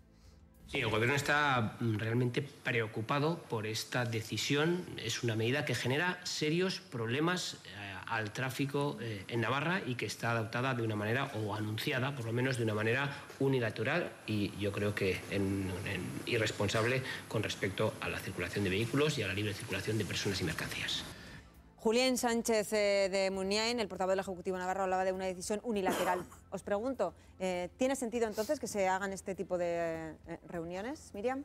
Hombre, yo creo que el Gobierno de Nafarroa ya ha dejado bastante claro cuál va a ser su posición y de hecho yo creo que estaba clara previamente, porque siempre que ha habido algún tipo de intento conato de colaboración entre la Comunidad Autónoma Vasca y la Comunidad Foral de Navarra, sobre todo cuando ha estado UPN al frente, parece que le ha sonado, le ha chirriado un poco, ¿no? Por ejemplo, estos órganos de colaboración interinstitucional, que en su momento también se activaron, se firmaron protocolos, han estado diciendo últimamente que no son más que chiringuitos, que no valen para nada, que en su caso, para cuestiones muy concretas, que sí que se puede hablar, pero no estableciendo un cauce normalizado, por así decirlo, de relaciones, ¿no? Con lo cual yo creo que esto lo van a ver más como algo, bueno, está sucediendo en la Comunidad Autónoma Vasca, ya veremos en su caso si ellos pueden activar algún tipo de medida compensatoria para sus conductores, pero yo creo, así de buenas a primeras, yo creo que lo ven como algo que sucede en una comunidad ajena y ellos, desde luego... A mi plin, ¿no? Sí. Medidas compensatorias, es una gran frase, son 2 palabras, medidas compensatorias, pero ¿a qué nos estamos refiriendo? ¿Y de dónde se puede rascar para conseguir esas medidas compensatorias con los distintos sectores? Véase el transportista. Pues no lo sé. José Luis Bilbao ya ha dicho que de eso nada, lo ha dicho en la entrevista en Boulevard esta mañana, y yo no sé cómo se puede arbitrar una solución para que, en este caso, un ente como el vizcaíno o el alavés se compense el agravio que pueden ver en que pague un ciudadano vizcaíno o alavés por cruzar Guipúzcoa. Claro, ¿qué vamos a hacer? Como con el copago hasta ahora, cuando te expenden una receta fuera de Euskadi, luego te lo compensan. Yo no sé si puede ser una medida, pero claro, entiendo que las diputaciones alavesa y vizcaína no van a estar de acuerdo con esa medida. Y Nafarroa, por lo que dice Miriam y por lo que hemos escuchado, tampoco. El problema de las compensaciones es que generalmente tratan de paliar una presunta o acreditada injusticia, pero no siempre está claro que no generen otra por su aplicación. Y sobre todo, ¿quién se tiene que hacer cargo de esa compensación? Buscar una fórmula que concilie todos los intereses en juego suele ser complicado y luego también la manera en la que eso se haga. Yo quería traer a colación otro aspecto del debate y es que Guipúzcoa se está convirtiendo, yo creo, que en un territorio donde el Gobierno foral está aplicando medidas destinadas a tratar de incrementar los ingresos disponibles. Una presión fiscal más elevada, ahora el tema de los peajes. Yo creo que empieza a haber una pregunta que hay que hacerse, que es el afán recaudatorio, el intento de compensar el desplome de los ingresos, hasta qué punto solo está sirviendo para intentar tapar agujeros o para situarnos en la trinchera y hasta qué punto ese dinero de más que están pagando los contribuyentes guipuzcoanos va a redundar en medidas de activación económica. Porque sí que hay una estrategia que está empezando, digamos, a sumarse una medida tras otra en la misma línea y al final, ¿hasta qué punto ambas cosas son conciliables? En cuanto a la fiscalidad, creo que con anterioridad. Hace muchísimos años las rentas, los grandes ricos o los ricos o ciertas rentas pagaban más de lo que pagan ahora. Estamos hablando que antes se pagaban 58 y ahora 49. Efectivamente, el gobierno de Bildu lo está haciendo, no tengo ninguna duda de que lo está haciendo así, pero desde luego no lo hace para llenarse los bolsillos, como se han hecho en otras instituciones y en otros sitios. Te quiero decir que de momento, yo no sé si lo hace bien o mal, pero te quiero decir que de momento a Bildu nadie le va a decir que son corruptos y ninguno de los que están en la Diputación actual de Guipúzcoa está hay ningún imputado. No está imputado. No hay ningún imputado ni ningún condenado de otras administraciones por esto. ¿Imputados? ¿Cómo que no? ¿Y que el Tribunal Vasco de Cuentas les haya tirado de las orejas por sobrecostes? Hablo de imputaciones judiciales cuando hablamos de denuncias y de imputaciones. Lo de hablar de la corrupción y lanzar. Y yo no he dicho que se lo vayan a quedar ni nada. Lo que digo es que me parece una pregunta razonable. Es decir, la Diputación, como otras en sus ámbitos, como está haciendo el gobierno de Mariano Rajoy, que por cierto en algunas medidas la ha pasado por la izquierda al gobierno de Bildu, en lo que es a la presión fiscal se refiere, la Diputación ha apostado por una política para intentar recaudar más. Bien, con eso estamos intentando tapar agujeros y paliar, digamos, los huecos, las vías de agua que se nos abren en las chinchas en el dique. Pero Claro, es que vamos, claro. No, pero que también vienen de una situación económica muy grave, que no solo tiene que ver con eso. ¿La ha generado Bildu? ¿O la ha generado los anteriores institutos? Pero hay una caída en la recaudación. Un segundito, tengo una llamada. Javier, que no tiene la culpa de los anteriores, que tiene que ver con el contexto. Muy buenas tardes, Javier. Hola, buenas tardes. Peajes, discriminación hacia otros conductores que no sean guipuzcoanos. ¿Cuál es tu parecer? Yo, la verdad, lo que dice esta mujer, soy apolítico, no quiero ofender a nadie. Hoy, casualmente está Bildu en Guipúzcoa y soy simpatizante, pero en este caso no, soy apolítico totalmente. En el caso de los peajes. Es triste porque todo se reduce al final a la misma enfermedad mental, a la avaricia. Todo es que veo un programa, veo el otro y todo se dirige a lo mismo. Y parece que es contagioso y no sé. ¿A qué te refieres con la avaricia? La avaricia pues es lo de siempre, todas las infraestructuras. Yo soy transportista de hace casi 30 años. Pues algo tendrás que decir al respecto, entonces. Sí, porque mira, pagamos, en especial los transportistas, pagamos para cualquier cosa. Nada más comprar el vehículo, ya tienes que pagar un impuesto de circulación. Antes era el impuesto de lujo por adquirir un vehículo, ahora por otro nombre. Tienes el impuesto municipal de circulación, pagas el IVA del vehículo. El carburante, casi la mitad, pagamos de más, casi la mitad. Pagamos luego una ITV también, que depende de la provincia, cuesta 40, 50, 60, depende. ¿Esto es la gota que colma el vaso? Yo no sé, tenemos de todo. Tenemos el seguro obligatorio, que también la prima del seguro también se lleva algo. Pagamos por aparcar, pagamos por la autopista, pagamos por OTA. Si eres profesional encima, pues tienes que ser honorable. Nosotros teníamos éramos con derecho de honorabilidad, o sea que éramos honorables, teníamos que estar a bien con Hacienda, a bien con tráfico, a bien con multas, a bien con todo el mundo, y encima no tenés ni denuncia, ni imputado, o sea, ni nada de eso, tenías que ser una buena persona. Y cualquiera, taxis y toda la gente esta que trabajamos en la carretera toda la vida. Bueno, pues actividades económicas que esta Gabela, mira, nos la quitaron. No la han metido por otro lado, pero no la han quitado. Y yo creo que las autopistas y todo esto las estamos pagando doblemente por todos los lados. Yo no sé qué infraestructura necesitamos para andar por la carretera. Y bueno, en este caso, claro, que cuando la gente no se conciencia de que el conducir es trabajar, no pasa nada. Cuando se permita a cualquiera conducir, a un psicópata, a un enfermo mental, a cualquiera, se le permite conducir, pues pasa esto. Bueno, que Javier, hay que sacar. pues te agradezco tu opinión aquí en nuestro plató, en el plató de TV Hoy. Es que recasco, Javier. Muy bien, gracias, Adela. Agur. Desde luego que hay muchos sectores que están muy afectados por la crisis. A mí me gustaría comentar, salía la noticia ayer, pero no podemos dejar de hablar de esas nuevas recomendaciones del Fondo Monetario Internacional para la economía española. Atención, hay quien se pregunta de dónde se va a recortar más, hasta dónde se pueden llegar a bajar esos salarios. Son cuestiones que se han puesto sobre la mesa y no sé, es algo que os planteo. ¿Se conseguirá más trabajo, más empleos haciendo otra vuelta de tuerca a esa reforma, Lourdes? No, además hay un contraste. El Gobierno ayer puntualizó que no va a adoptar las dos medidas fundamentales que sugiere el fondo, que es abaratamiento de los despidos, es decir, incentivar, apuntalar la reforma laboral por ese lado. Y por otro, abaratar también los salarios. Despido. Abaratar los salarios, abaratar el despido y abaratar los salarios. ¿De dónde? Empieza a haber, en principio, digamos, una colisión entre las perspectivas del Gobierno, que dicen que, a diferencia de lo que venía pasando con la economía española, que necesitaba crecer por lo menos a un 2% para poder generar empleo, el Gobierno está persuadido de que con la reforma laboral la economía española se ha hecho más competitiva y, por lo tanto, en el momento en el que empiece a crecer cosa que parece que puede empezar a pasar a finales de este año, eso empezaría a servir por sí mismo para tirar del mercado laboral.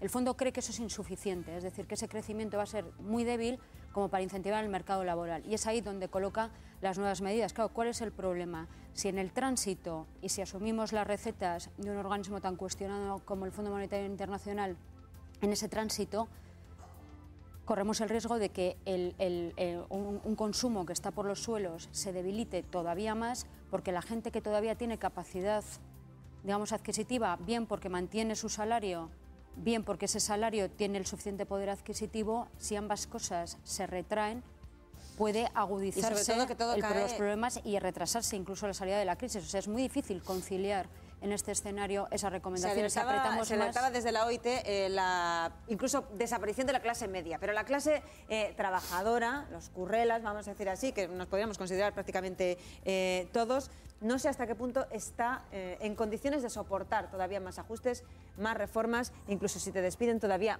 más barato ese despido. Miriam. No puede hacerlo y por una simple razón. En la intervención también del responsable del FMI para el Estado español, resulta que cuando dijo lo del abatamiento del despido, un minuto antes creo que había mencionado el tema del IVA. Es decir, no solo estamos hablando de rebajar el poder adquisitivo, reduciendo el salario, sino que vamos a tener unos productos más caros porque va a subir el IVA. Dice que no va a subir, o no pide que suba el porcentaje, por ejemplo, del 21% al 23%, pero sí que pide que el catálogo de productos que estén sujetos a ese IVA del 21% sea superior.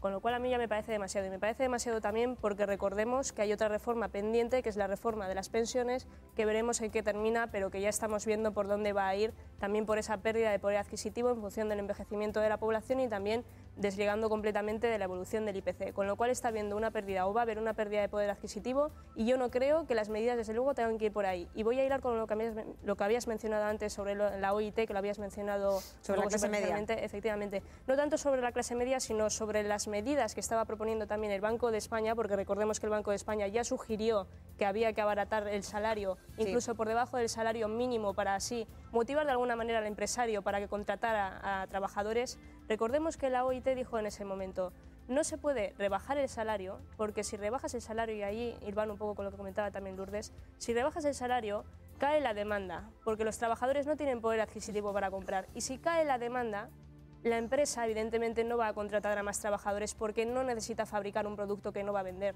Con lo cual lo que estamos haciendo es incrementar incluso el paro. Esa medida que se proponía en un primer momento, rebajar el salario para que se contrataran más trabajadores, vemos que desemboca en que las empresas pueden contratar a menos trabajadores porque cae la demanda. Por esa Hablaba también del desempleo. Las previsiones del FMI. Con la reforma laboral de Rajoy, el desempleo solo bajará al 26,5% en 2014 y, atención, ojo al dato, en 2018 seguiría en un 23%. Hay mucha gente y muchas empresas que se van a quedar en el camino porque no pueden soportar más. Juan Carlos. Es evidente, es evidente. Y claro, el problema es que el Fondo Monetario falla en el diagnóstico. Con un despido más barato, ¿qué se consigue? Si no está barato ya en el Estado español, si no está barato ya en España, que yo creo que sí, mucho, con la flexibilización que ha permitido la nueva reforma laboral. Los sueldos en el diagnóstico también. Claro. Los sueldos están similares, casi idénticos al del año 2007. Bueno, ¿y qué hay de malo en ello? Tenían que haber bajado con respecto al baremo de ese año. En el nivel de 2007, ¿cuánto ha subido la vida? ¿Cuánto ha subido el IVA? ¿Cuánto ha subido el consumo? ¿Cómo se incrementa el consumo? ¿Cómo se activa una economía que está por los suelos?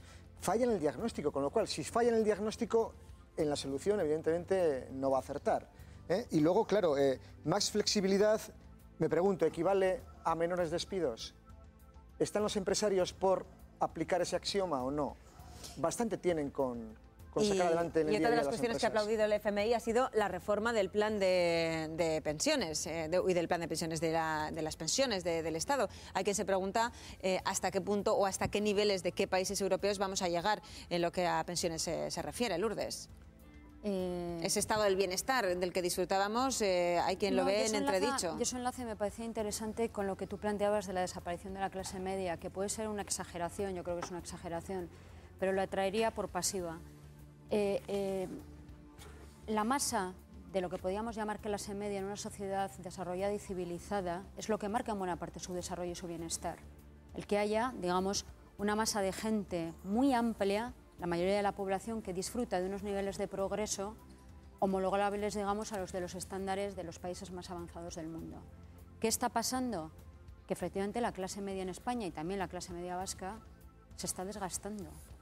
No solo la gente que está en la exclusión social se está viendo más marginada y más excluida, sino que personas que pensaban que tenían su futuro económico más o menos con altibajos, pero más o menos garantizados, están viendo cómo de repente su situación ha empeorado aceleradamente y cómo han dado el salto desde una normalidad económica, desde un sosiego económico, hacia una pobreza que lo comentábamos en otro programa, vergonzante. Y eso está pasando, y es ese deterioro de la clase media. ¿Y qué pasa con las pensiones? Es uno de los elementos de certidumbre sobre la que construíamos nuestro bienestar, que ya no son ciertos, es que ya incierto es realmente. incierto. También decía el propio Rajoy, y hacía ese llamamiento que llamaba mucho la atención, que un ejecutivo, que el presidente de un ejecutivo hiciera el llamamiento a los bancos: por favor, den ustedes un poquito de crédito a las pymes, porque es que no nos llega. También ha dicho el FMI, ha dicho que hay que poner menos trabas para refinanciar a empresas o liquidarlas. Si la teoría nos la sabemos todo, pero quien tiene mando en plaza no tendría que empezar a hacer algo ya. Sí, bueno, es que Rajoy tiene ahí a 4 grandes bancos, ¿no?, que son los nacionalizados, bueno, grandes entre comillas, ¿no?, que podría haber, que son Bankia, Nova Galicia, Cataluña y tal. Lo que sí está bien claro es que el FMI mete la pata, vamos, pero ¿de qué manera? En el momento que tú bajes los sueldos y que tengas inseguridad si vas a mantener el puesto de trabajo, ya no hay activación del consumo, la gente se va a retraer. Y si no hay activación del consumo, no hay crecimiento. Sin crecimiento no vamos a ninguna parte, nos vamos directamente al hoyo. Lo que me resulta totalmente obsceno por parte del FMI es de que hable de los trabajadores, pero solamente unos trabajadores. No hace hincapié para nada en todos esos grandes puestos de trabajo que son precisamente pues, directores de bancos, ciertos políticos, que no solamente, o sea, que tienen unas pensiones, unas retribuciones, unas indemnizaciones y, lo peor de todo, unos sueldos vitalicios, y de eso no se dice nada. De la banca sí se ha hablado, se ha pedido un refuerzo de la calidad, de la cantidad de sus activos y, bueno, que se revise, porque todavía también está en entredicho esa solvencia. Me he permitido, yo, como el otro día se dijo lo de las pensiones, que parece que no lo dije bien o me interpretó alguien mal. En el tema de las pensiones, el otro día lo dije y he traído los cuadros por si acaso, que una persona puede perder entre 400 y 500 euros al mes de lo que iba a cobrar o que no. El tema es el siguiente: antiguamente una pensión, si tú ibas, era lo que habías cotizado en los últimos 15 años es sobre lo que te iban a pagar. Sí. Actualmente es sobre 25. Sí. Con lo cual tenemos que el deterioro en la pensión va a ser y además está aquí puesto y palmado. Sobre todo en la calidad del empleo que se suele tener, porque antes entrabas en una empresa y parecía que ibas a estar ahí toda la vida, ¿no? Y ahora, que como son 10 años para atrás, bueno, aquí están las tablas, que Enrique me la negaba por la mayor. Y luego los autónomos tienen otro problema, que los autónomos normalmente cotizan, desde aquí llamo a los autónomos que estén atentos a ellos, porque pagas menos hasta cierta cifra, hasta cierta edad, y a partir de los 50, como son los 15 últimos años, es cuando pagas el máximo. Entonces la reducción puede llegar a ser entre 400 y 500 euros. Pues de la banca vamos a hablar precisamente, más que de la banca, de un banquero, que no un bancario. Miguel Blesa, saben ustedes, el que fuera presidente de Caja Madrid, está en la cárcel, finalmente pasó por prisión, abonó una fianza de 2,5 millones y está en la cárcel. ¿Qué ha ocurrido? Bueno, pues la Audiencia Provincial de Madrid ha anulado la causa contra el expresidente de Caja Madrid, en la que investiga el crédito que este concedió a Gerardo Díaz Ferrán, entonces propietario de Marsans, y entonces ya la empresa estaba atravesando una situación económica pues muy difícil. El banquero podría salir de la cárcel, no inmediatamente, pero podría ser así. En el auto de la Audiencia Provincial es muy duro con el juez que instruye este caso y dice que las medidas que se han adoptado contra Blesa son desproporcionadas. Le imputa incluso al propio magistrado una capacidad de ver más allá, de casi clarividencia sobre lo que podría ocurrir con la economía, etcétera, que es uno de los argumentos que esgrimía para sustentar este caso. Lourdes, ¿qué te parece? Ha pasado lo que cabía pensar que podía pasar, desgraciadamente. Podía haber mucha gente, o digamos una opinión pública muy sensibilizada contra cómo han gestionado determinados responsables de banca la crisis financiera, pero claro, eso no justifica que las cosas se instruyan de cualquier manera. En un procedimiento penal, la argumentación penal, es decir, el delito que tú tiene que estar muy sustentada. No solo tiene que estar sustentado, evidentemente, en evidencias más o menos solventes, que luego son, si eso va a juicio, donde se pone en el escaparate el contraste de esas pruebas, sino que la argumentación se tiene que ceñir al delito que se imputa. O sea, a mí me parece gravísimo que la sala de la audiencia que ha revocado la decisión del juez le impute haber hecho una causa general. Eso está taxativamente prohibido y tiene que ser así. De alguna manera, por explicarlo claramente, es como si le estuviera imputando a Blesa uno de los elementos de la crisis general, de algo muy global. Por traducirlo, había un delito que tenía que ver con el préstamo concedido al expresidente de la patronal de la COE y del grupo Marsan, de 26 millones. Que eso es un delito que tiene unas características. Un delito de la concesión de un crédito, la posibilidad de que haya habido un uso fraudulento de ese crédito, es decir, una serie de condiciones. El problema es que el juez hace un tirabuzón y digamos que le atribuye a Blesa la responsabilidad en consecuencias económicas que no tienen que ver con, que son, para empezar, incomprobables y que no tienen que ver con ese delito concreto. Claro, hay que ser muy cuidadosos con las instituciones judiciales. Empezando porque siempre es mejor que un culpable quede en libertad que un inocente vaya a la cárcel. En segundo lugar, porque la pena de prisión es grave siempre, aunque sea una prisión preventiva, es decir, tú le metes a un señor en la cárcel con el estigma que eso supone. Y en tercer lugar, porque lo que podría ser una investigación razonable se puede desmoronar con un castillo de naipes si el magistrado no se muestra demasiado riguroso, demasiado cauteloso en las decisiones. En cualquier caso, Blesa sigue en la cárcel porque el motivo por el que está, en este caso, es por la compra del Banco de Florida. Se supone que lo compró por 500 millones más de lo que supuestamente costaba en un momento en el que Caja Madrid ya se veía que no era una caja solvente. Entendemos que la defensa va a pedir su inmediata excarcelación. Incluso hay quien dice que el propio juez lo haría porque el varapalo que le ha pegado a la Audiencia Provincial de Madrid es muy fuerte y de alguna manera están relacionadas las dos causas. Miriam. Pues sería lamentable que por el poco celo o el escaso celo de este juez, del Elpidio Silva, que por cierto ya tenía una fama pues de no ser demasiado riguroso en las sentencias, ¿no? El Consejo General del Poder Judicial ya decía unas semanas atrás que tenía un récord, ¿no?, de notificaciones disciplinarias, sí, efectivamente, 3 faltas tiene. Y que dice que tenía la costumbre también de notificar sus distintas decisiones a través de providencias y no de autos, porque en los autos puedes argumentar con mayores detalles y él no, lo hacía un poco someramente, ¿no? Incluso he llegado a ver algunas acusaciones que son graves diciendo que incluso que lo copiaba de Wikipedia. Sí, efectivamente, que eso ya, es muy grave. Bueno, es el colmo. Pues si vemos en una causa como esta, que además a mí me parece que es muy simbólica, porque no olvidemos que Miguel Blesa era responsable de Caja Madrid, que es una de las cajas que se fusionó para crear Bankia. Sí. Y por culpa de la crisis de Bankia estamos donde estamos. Y hemos llegado al rescate y hemos llegado a donde hemos llegado. A mí me parecería verdaderamente preocupante que por esa falta de celo, una causa que a lo mejor podría, no sé si podría haber dado con él en la cárcel, efectivamente, porque hay que ser bastante prudente con eso y hay que ver si ha habido dolo o no ha habido dolo. Pero sí que es verdad que podríamos haber sacado algo bastante en claro, bastante en limpio de esta causa judicial, ¿no? Y me daría pena que quedara en nada por una simple falta de celo. Pero sí que es verdad, y vuelvo a lo del dolo, que es un debate muy interesante, porque todos estamos viendo que efectivamente ha podido haber una administración no demasiado diligente en distintos bancos. Pero sí que es cierto que eso puede engendrar a lo mejor unas responsabilidades civiles, pero para que haya una responsabilidad penal tiene que haber un dolo.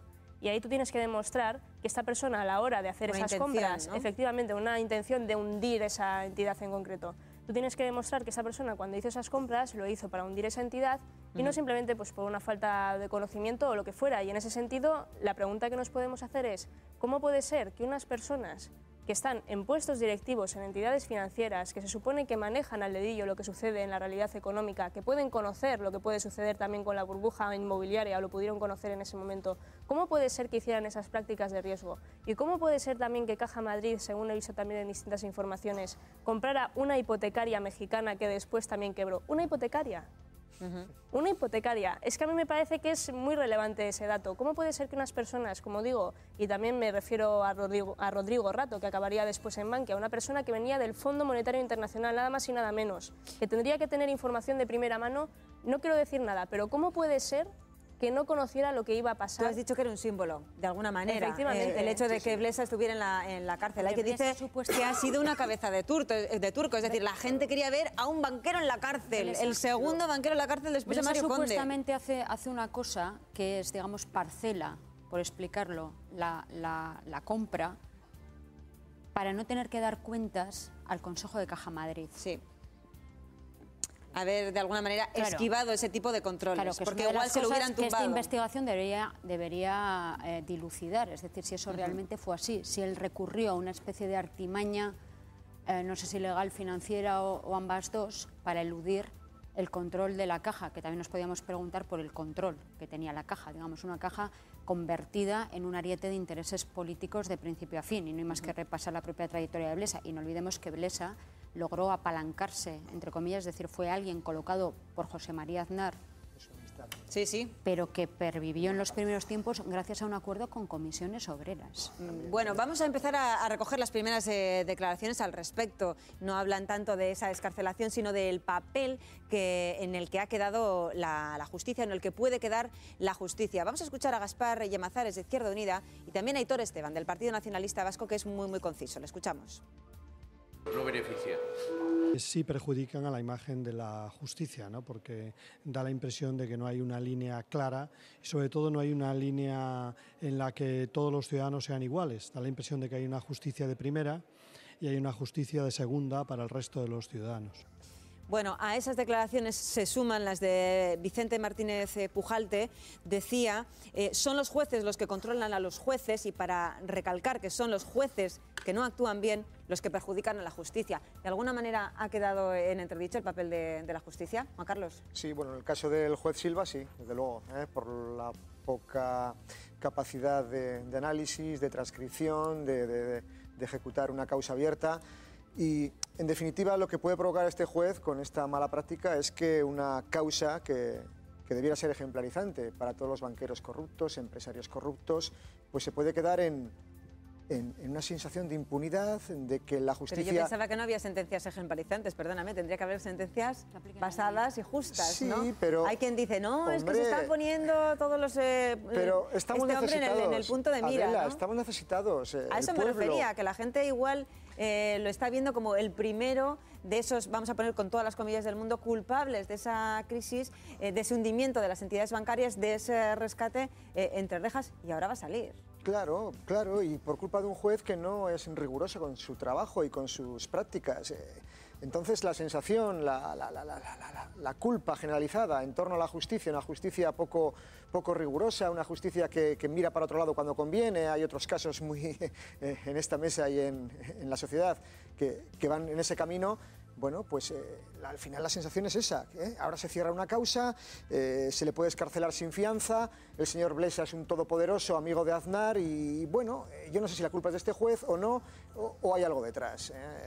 Puede pensarlo cualquiera. Hay quien se pregunta si todo esto hubiera ocurrido si esta persona no fuera quien es, y me refiero a la amistad con José María Aznar en este caso. Si estaríamos hablando de otra cosa, estaríamos hablando de banda de delincuencia organizada.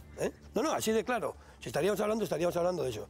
Lo que nadie puede entender es cómo la Fiscalía puede defender a una persona que, a través de la malversación de fondos, ha hecho lo que ha hecho. Cuando hizo el préstamo que hizo, ellos sabían perfectamente que ese dinero no se iba a devolver. Y desde luego yo, en la justicia en este país, yo creo en los jueces, en los jueces decentes, lo que no creo es en la justicia. La justicia tiene un entramado, y luego lo veremos con otras cosas, un entramado que a cierta corrupción y a ciertos señores, y en el caso de Blesa, pienso que es porque como no salga de la cárcel y se ponga a cantar, va a pasar, como en el caso de Bárcenas y con otros, que se van a ir conociendo ciertas historias y es lo que no interesa. Entonces, deberíamos de creer en la justicia, Iñaki, no en ciertos No, deberíamos, pero es que lo que estamos viendo no es nada justo, es totalmente injusto. Claro, es triste tener que andar diciendo el señor Silva, el señor... Pues claro, y poniéndoles nombres y apellidos. Pero vamos, ahora porque ya no pueden tapar más, porque ahí es la crisis que hay, porque la gente está en la desesperación y porque incluso los propios jueces se están sublevando, diciendo, ¿pero qué es esto? ¿A qué hemos llegado? Ese es el problema. Yo entiendo el malestar, O sea, el malestar es perfectamente comprensible. Y efectivamente Sobre todo cuando venimos, y permíteme que lo hile con la noticia anterior, FMI pide recortes, ajustense ustedes, señores de la clase trabajadora, el cinturón, y luego, por otro lado, van a otro nivel. Ya hay un dato, objetivo, hay un centenar de responsables de cajas en este país que están imputados. Eso es un dato estremecedor de cómo se han gestionado las cajas de ahorros en España. Sí, bien, pero que mantienen su sueldo vitalicio pero no rebasemos, no rebasemos determinadas líneas que nos afectan a todos. Blesa tiene derecho, ante todo, a la presunción de inocencia. Sí, claro. Presunción de inocencia. Por el momento no se ha demostrado nada. Y sobre todo tiene derecho a que el enjuiciamiento que tenga sea justo. Yo sí creo en la justicia, creo menos en cómo actúan determinados jueces, que son al final los digamos, los transmisores del Dios de la justicia en la tierra. Son los que día a día con lo que hacen tienen que hacer justicia.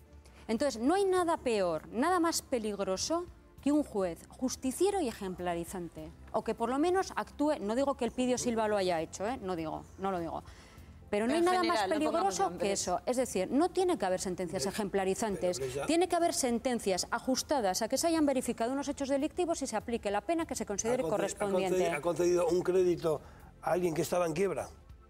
26,6 millones a García. Ha concedido, eso está demostrado. Pero es que me parece una barbaridad. Que una empresa esté en quiebra y se le concedan 26 millones. Pero la justicia, gracias a Dios, tiene el engranaje que tiene. No tiene el engranaje, no tiene unas garantías procesales. Sí.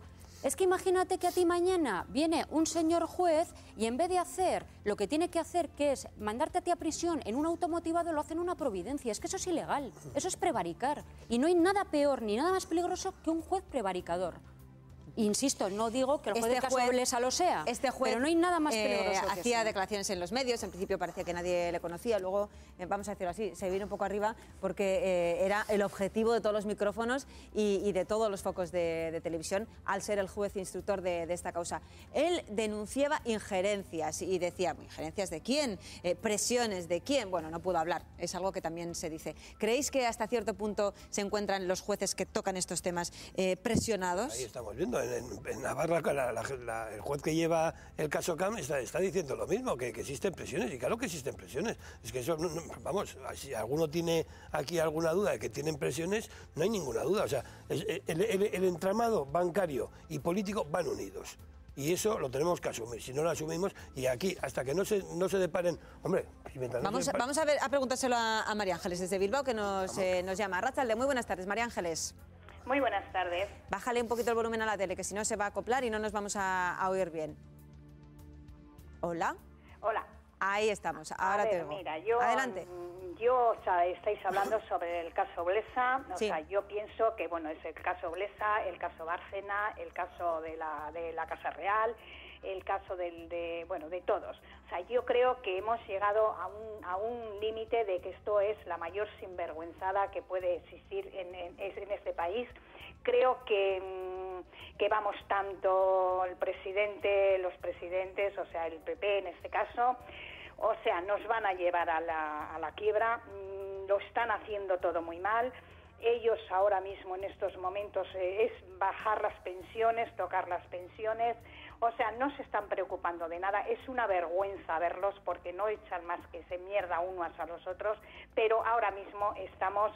este país, están críos que están comiendo comedores para darles de comer porque no tienen ni para echarse la comida a la boca. Los desahucios... la gente, María Ángeles, 6 meses, un par de en este contexto, en este panorama que estás haciendo de la situación, ¿tú sigues creyendo en la justicia? ¿Crees que todos estos casos que has citado de alguna manera se van a depurar responsabilidades o no? No, nada. O sea, no van a hacer nada porque no pueden hacer nada, está clarísimo. El caso Undangarín, mira desde cuándo llevamos, el caso Bárcena desde cuándo llevamos, la Bankia desde cuándo se lleva. O sea, aquí no hay solución porque ellos no quieren. Muy bien, María Ángeles, pues no te agradezco la llamada. Es que ricasco. Venga, gracias a vos. Y el 902-540-541 sigue abierto para que nos des tu opinión sobre este asunto, sobre que Miguel Blesa podría salir de la cárcel a instancias, a petición de su defensa. Incluso la propia Fiscalía decía que no tendría que estar, o incluso una decisión que podría tomar el propio juez que le había metido en prisión. Pero en este punto me gustaría hablar de una especie de código que se pretende poner en el Reino Unido con referencia a los bancarios. Igual se podría tomar ejemplo.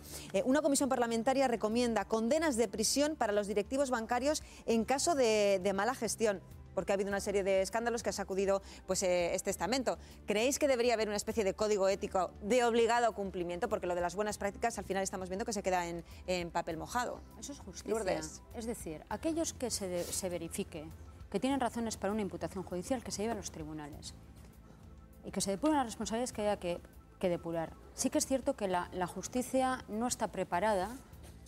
Creo que sí que tiene las herramientas legales, pero no tanto ni los medios ni la capacidad, y desde luego no la colaboración del entramado partidario, y en eso no se libra ninguno, en la pelea contra la corrupción y luego en lo que ha pasado en las cajas de ahorros todos teníamos intereses políticos sin distinguir ni siglas ni colores. Pero yo sí le querría decir a la telespectadora María Ángeles, que acaba de llamar, insuflarle un poco de confianza.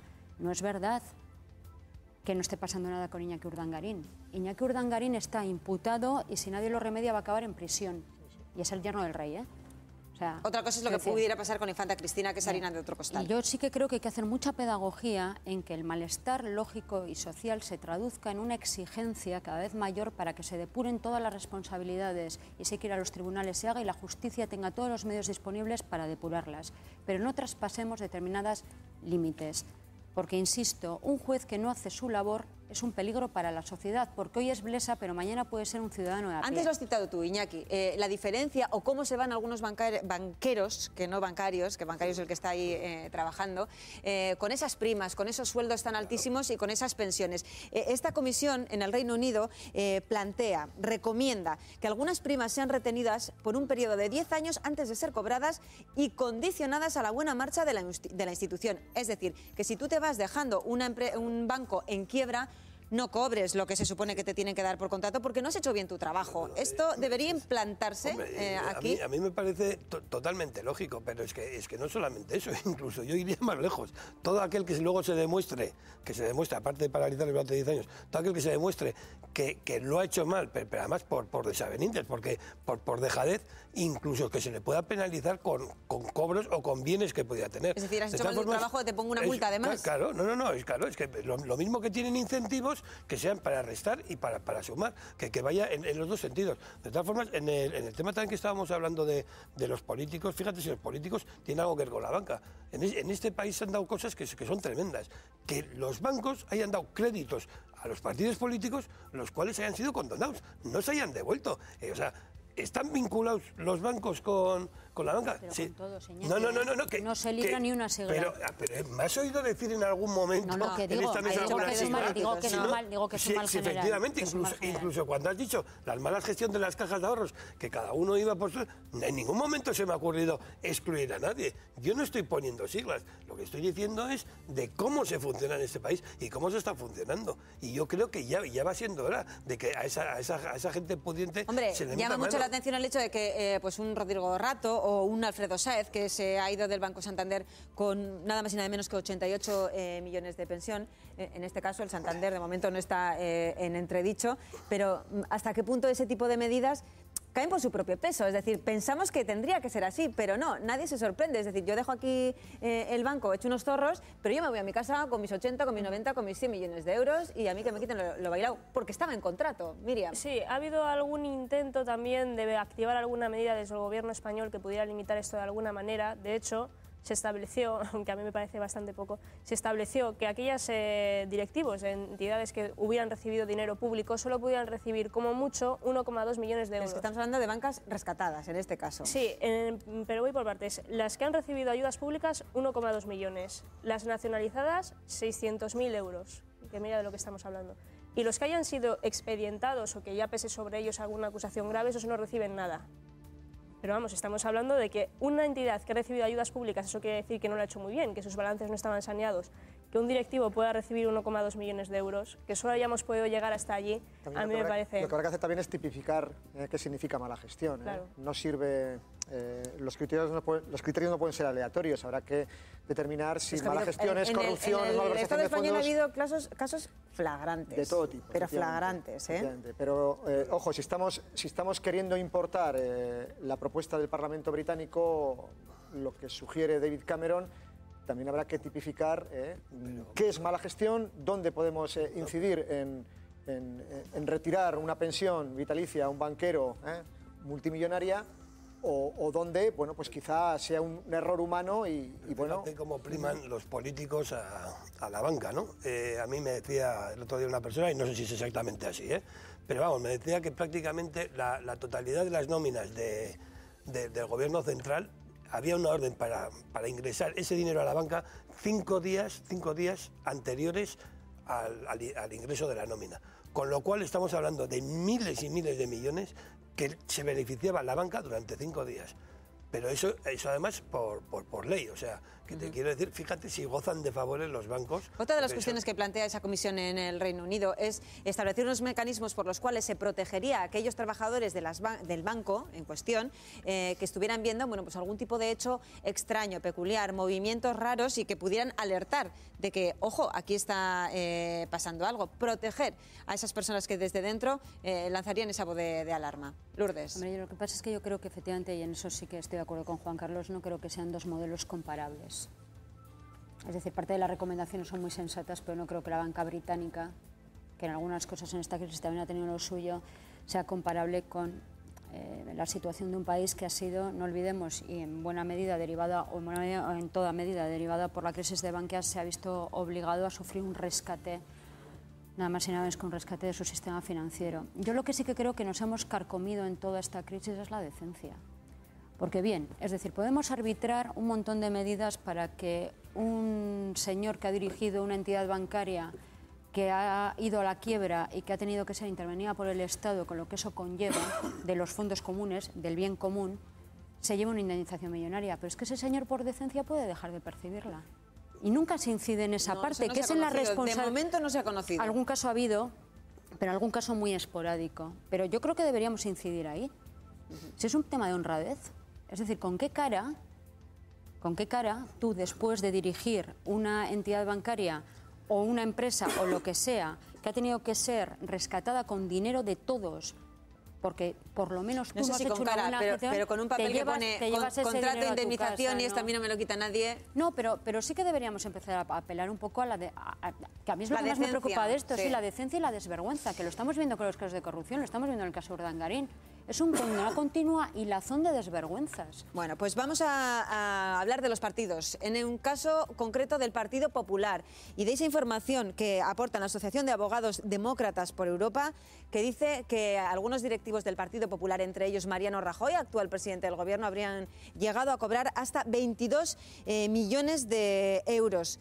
¿Cuáles son los nombres que aparecen en este listado? ¿Cuáles son las cantidades? Nos hace el resumen Roberto Almagua. Adelante. Hola de nuevo, Adela. El Partido Popular podría haber llegado a pagar hasta 22 millones de euros en sobresueldos en concepto de gastos de representación entre los años 1999 y 2011. Eso es lo que se desprende de un informe elaborado por la Asociación de Abogados Demócratas por Europa, que ejerce además como acusación particular en el denominado caso de los papeles de Bárcenas. Pero ¿de dónde salen esos 22 millones de euros? Pues bien, se habrían cotejado, según esta acusación particular, los papeles de Bárcenas con la contabilidad del Partido Popular, más la del Tribunal de Cuentas, el informe de la UDEZ y la agencia tributaria. Después de cotejarlos, les habría salido, según esta acusación particular, unos 22 millones de euros.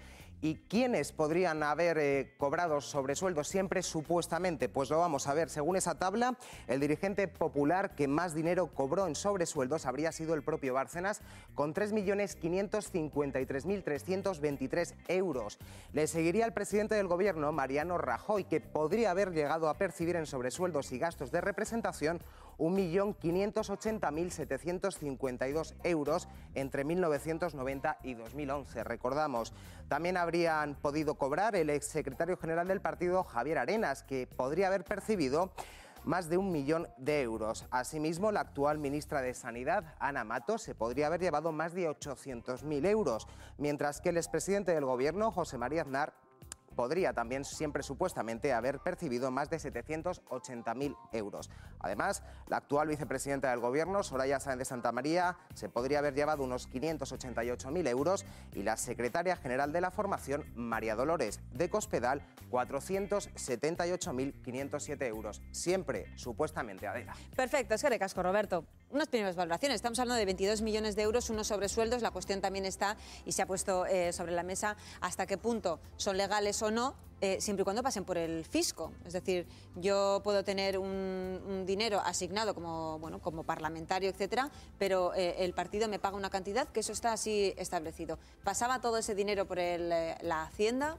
Eso es lo que hay que determinar también. Yo creo que hay dos cosas. Los sobresueldos en sí mismos no tienen por qué ser ilegales, pero tienen que pasar. Yo creo que el filtro es doble. Uno, no solo si lo declaraba el partido y lo declaraba el perceptor, sino también de dónde provenía el dinero y si ese dinero no ha acabado derivando en tratos de favor en la concesión de contratos en aquellos lugares donde el PP gobierna. Que a mí lo segundo me parece bastante más grave que lo primero y que no sé hasta dónde va a llegar la investigación judicial con esa parte que tiene que ver con la financiación estructural del Partido Popular en los últimos 20 años. Que se mezclarían los papeles de Bárcena con los, con los apuntes, con el caso Gürtel, y digamos, habría dos derivadas, que una es esa de los sobresueldos, y si realmente eso se ha hecho de manera transparente a Hacienda, pero yo creo que el meollo de la cuestión es ese dinero de financiación privada que recibía el PP, hasta qué punto no ha acabado redundando en la concesión de contrataciones y puede ser extensible al resto de los partidos. Esa cuenta de qué llegaban esas subvenciones, esas cheques, ese monto por parte sobre todo de constructoras a un partido que en algunos casos ni siquiera estaba gobernando en el Estado. Pero que gobernaba en autonomías, que tenía poder, como Valencia, donde siempre ha gobernado. En fin, piensa mal y acertarás. Luego hay casos flagrantes como el de Ana Mato, es decir, Ana Mato daba un sueldo de 800.000 euros, su marido, hoy exmarido, otros 800.000. Es decir, llegados a este punto, la ministra Mato hace bastantes meses que debería haber abandonado su cargo. Siempre he cumplido los requisitos legales, son sus palabras, cuando se le ha preguntado sobre este asunto. Hombre, pero hay una cosa, se refiere? Pero hay una cosa tremenda, que es que la persona con la que tú convives, no solo convives, sino que compartes gastos, cuentas, llega un día con un Jaguar a la puerta de tu casa, es difícil no verlo y no preguntar.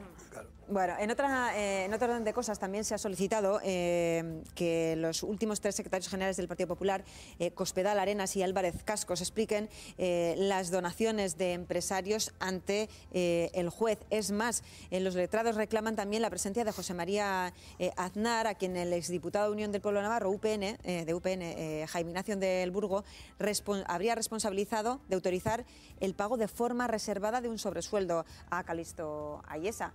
Estamos hablando de palabras también mayores, ¿no, Miriam? Estamos hablando de cosas muy graves, pero no solo desde la perspectiva penal, sino ya como punto de partida, desde el punto de vista ético. Vimos en su momento cuando Mariano Rajoy se comprometió a poner sobre la mesa sus declaraciones de la renta para que se viera... Desde el 2003. Efectivamente, para que se viera si estaba todo en regla o no estaba en regla. En ese momento vimos que precisamente en los años en los que empezaba la crisis económica, cuando se empezaron a pedir sacrificios también a los ciudadanos, vimos cómo había incrementado su salario en el Partido Popular. Con lo cual ya desde el punto de vista de la perspectiva ética ya mal empezamos. Ahora estamos intentando esclarecer si desde el punto de vista penal también hay algo reprochable, y ahí es donde tendremos que andar con cuidado y también con un poco de prudencia, ¿no? Pero sí que es verdad, por ejemplo, por continuar con el tema de los empresarios, y si supuestamente ese dinero proviene efectivamente de constructoras y eso ha tenido como contrapartida adjudicaciones, estaríamos hablando de algo muy grave, no solo desde el punto de vista ético, sino que también estamos viendo cómo puede perjudicar a la imagen en conjunto del Estado español, desde el punto de vista de que... ¿A la marca España? Bueno, la marca España o al Estado español como lugar receptor de inversiones, porque va a parecer esto un Estado fallido en el que cada vez que tiene que venir una empresa para implantarse o para contratar algún tipo de obra, parece que tiene que pasar el sobre por debajo de la mesa. Lo que suele llamarse una república bananera. Bananera. Esto se ha oído mucho últimamente. No, es que da esa imagen, y a mí me pareció especialmente grave cuando el presidente de la COE, cuando estalló toda esta cuestión, allá por el año pasado, dijo, bueno, esto efectivamente puede ser grave, puede ser preocupante para la imagen del Estado español, pero es que al final las cantidades que aparecen en los papeles de Bárcenas son ridículas.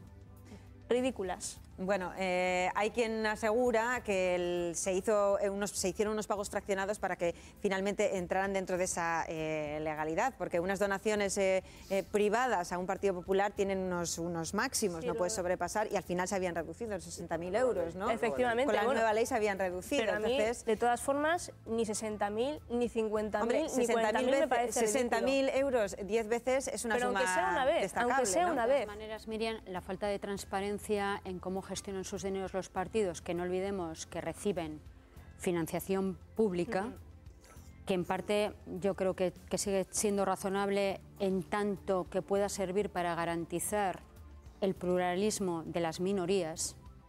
Es decir, cuando se habla de retirar esos fondos públicos, hay también otros bienes que preservar, que son de aquellos partidos que no tienen una capacidad tan expansiva para encontrar fondos, pero a lo que venía es que la falta de transparencia de los partidos es un mal general. Esto va a pasar factura. No creo que partido... afecte solo a la marca España, posiblemente a la marca Euskadi también le afecte. ¿Afectará esto al electorado del Partido Popular? Es decir, sus votantes, sus bases, ¿se van a replantear su voto en algún momento o no? Yo espero que guarde similitud con las pensiones, ¿no? Que gradualmente van a ir bajando, pues que los votos también vayan bajando. Eso es lo que espero. De todas formas, en cuanto a todo este tema, la procedencia, como tú bien has dicho, si la procedencia fuese de dinero que le ha dado el Estado, estaría muy bien, pero no es el caso.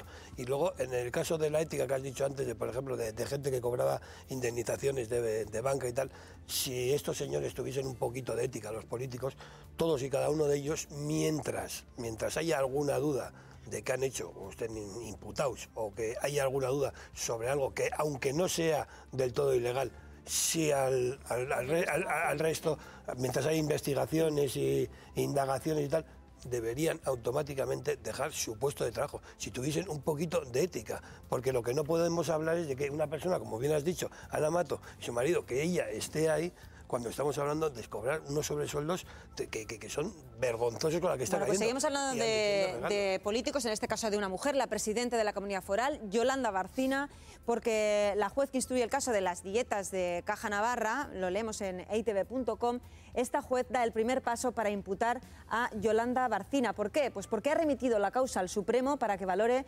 imputarla. Tendría que ser este alto tribunal, el que la juzgara o el que por la que tendría que pasar al ser una mujer aforada. ¿Cuál es la última hora al respecto? No sé si habrá hablado ya Yolanda Barcina. Nos hace el resumen Virginia Maraña. Adelante. Pues sí, Adela, como recordabas, al ser aforada, el Tribunal Supremo es el único tribunal que puede imputar o no a Yolanda Barcina. Y preguntabas si había hablado. Pues sí, acaba de hablar hace escasas horas, justo antes de comenzar un acto escolar en Pamplona. Ella ha sido abordada, preguntada por los medios de comunicación sobre qué hará en caso de ser imputada, en qué manos quedará el Gobierno foral de Navarra. Pues bien, no se ha querido pronunciar al respecto y ha pedido prudencia. Además, ha asegurado que no dudaba de que esta imputación, este caso, fuese remitido al Tribunal Supremo. Ella dice confiar en la justicia y pide prudencia tanto para los navarros como para el resto de la ciudadanía y la opinión pública. Es más, Yolanda Barcina no ha querido decir, como decíamos, qué ocurrirá con el Gobierno de Navarra, pero sí que ha dicho que es inocente. Ella mantiene su supuesta inocencia por el momento. Perfecto, Virginia, muchísimas gracias. Tenemos muy poco tiempo, una pequeña ronda, una valoración. ¿Creéis que finalmente acudirá, será el Tribunal Supremo quien decida llamarle o no? La Fiscalía dice que no. Yo creo que sí, que lo lógico es que le llamen y si realmente hay justicia le llamarán. ¿Lourdes? Es un caso complicado donde hay que discernir la responsabilidad política de la judicial. Es un delito, presunto delito de cohecho impropio. Por situar a los telespectadores, el cohecho impropio es lo mismo que se le imputó, por el que se le sentó en el banquillo a Francisco Camps por el tema de los trajes y acabó absuelto. Sí. Es un delito muy vidrioso, que incluso hay algunos juristas que dicen que es tan difícil de probar que habría que reformularlo o incluso retirarlo del Código Penal. Pero otra cosa es la responsabilidad política. Se acaba imputada, además nada más y nada menos que por el Supremo. La situación de debilidad de Yolanda Barcina yo creo que se va a hacer insoportable. Bueno, pues me gustaría daros la palabra, pero no tenemos tiempo para más. Os pido disculpas, os doy las gracias a todos, Miriam, Juan Carlos, Iñaki y Lourdes. Nosotros mañana volveremos a eso de la 1:20 más o menos. La actualidad continúa en el Gaur Egun, en el Teleberri esta tarde, ni más ni menos. Nos vamos, ondo izan, agur, bierarte. Bueno, pues hemos...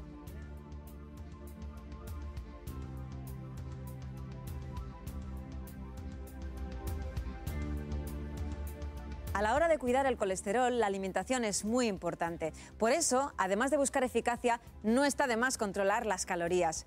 Gracias a Kaiku Benecol Cero, el reductor de colesterol con menos calorías del mercado, esto ahora es posible. Esta botellita es pequeña y muy concentrada en la cantidad de un ingrediente único que tiene Kaiku Benecol contra el colesterol y contiene menos de 35 calorías. Se elabora en Iruña con la mejor leche de nuestros ganaderos y está avalado con más de 70 estudios clínicos. Porque aquí sabemos hacer las cosas bien, elige el de aquí, elige Kaiku Benecol, porque aquí la calidad es Kaiku.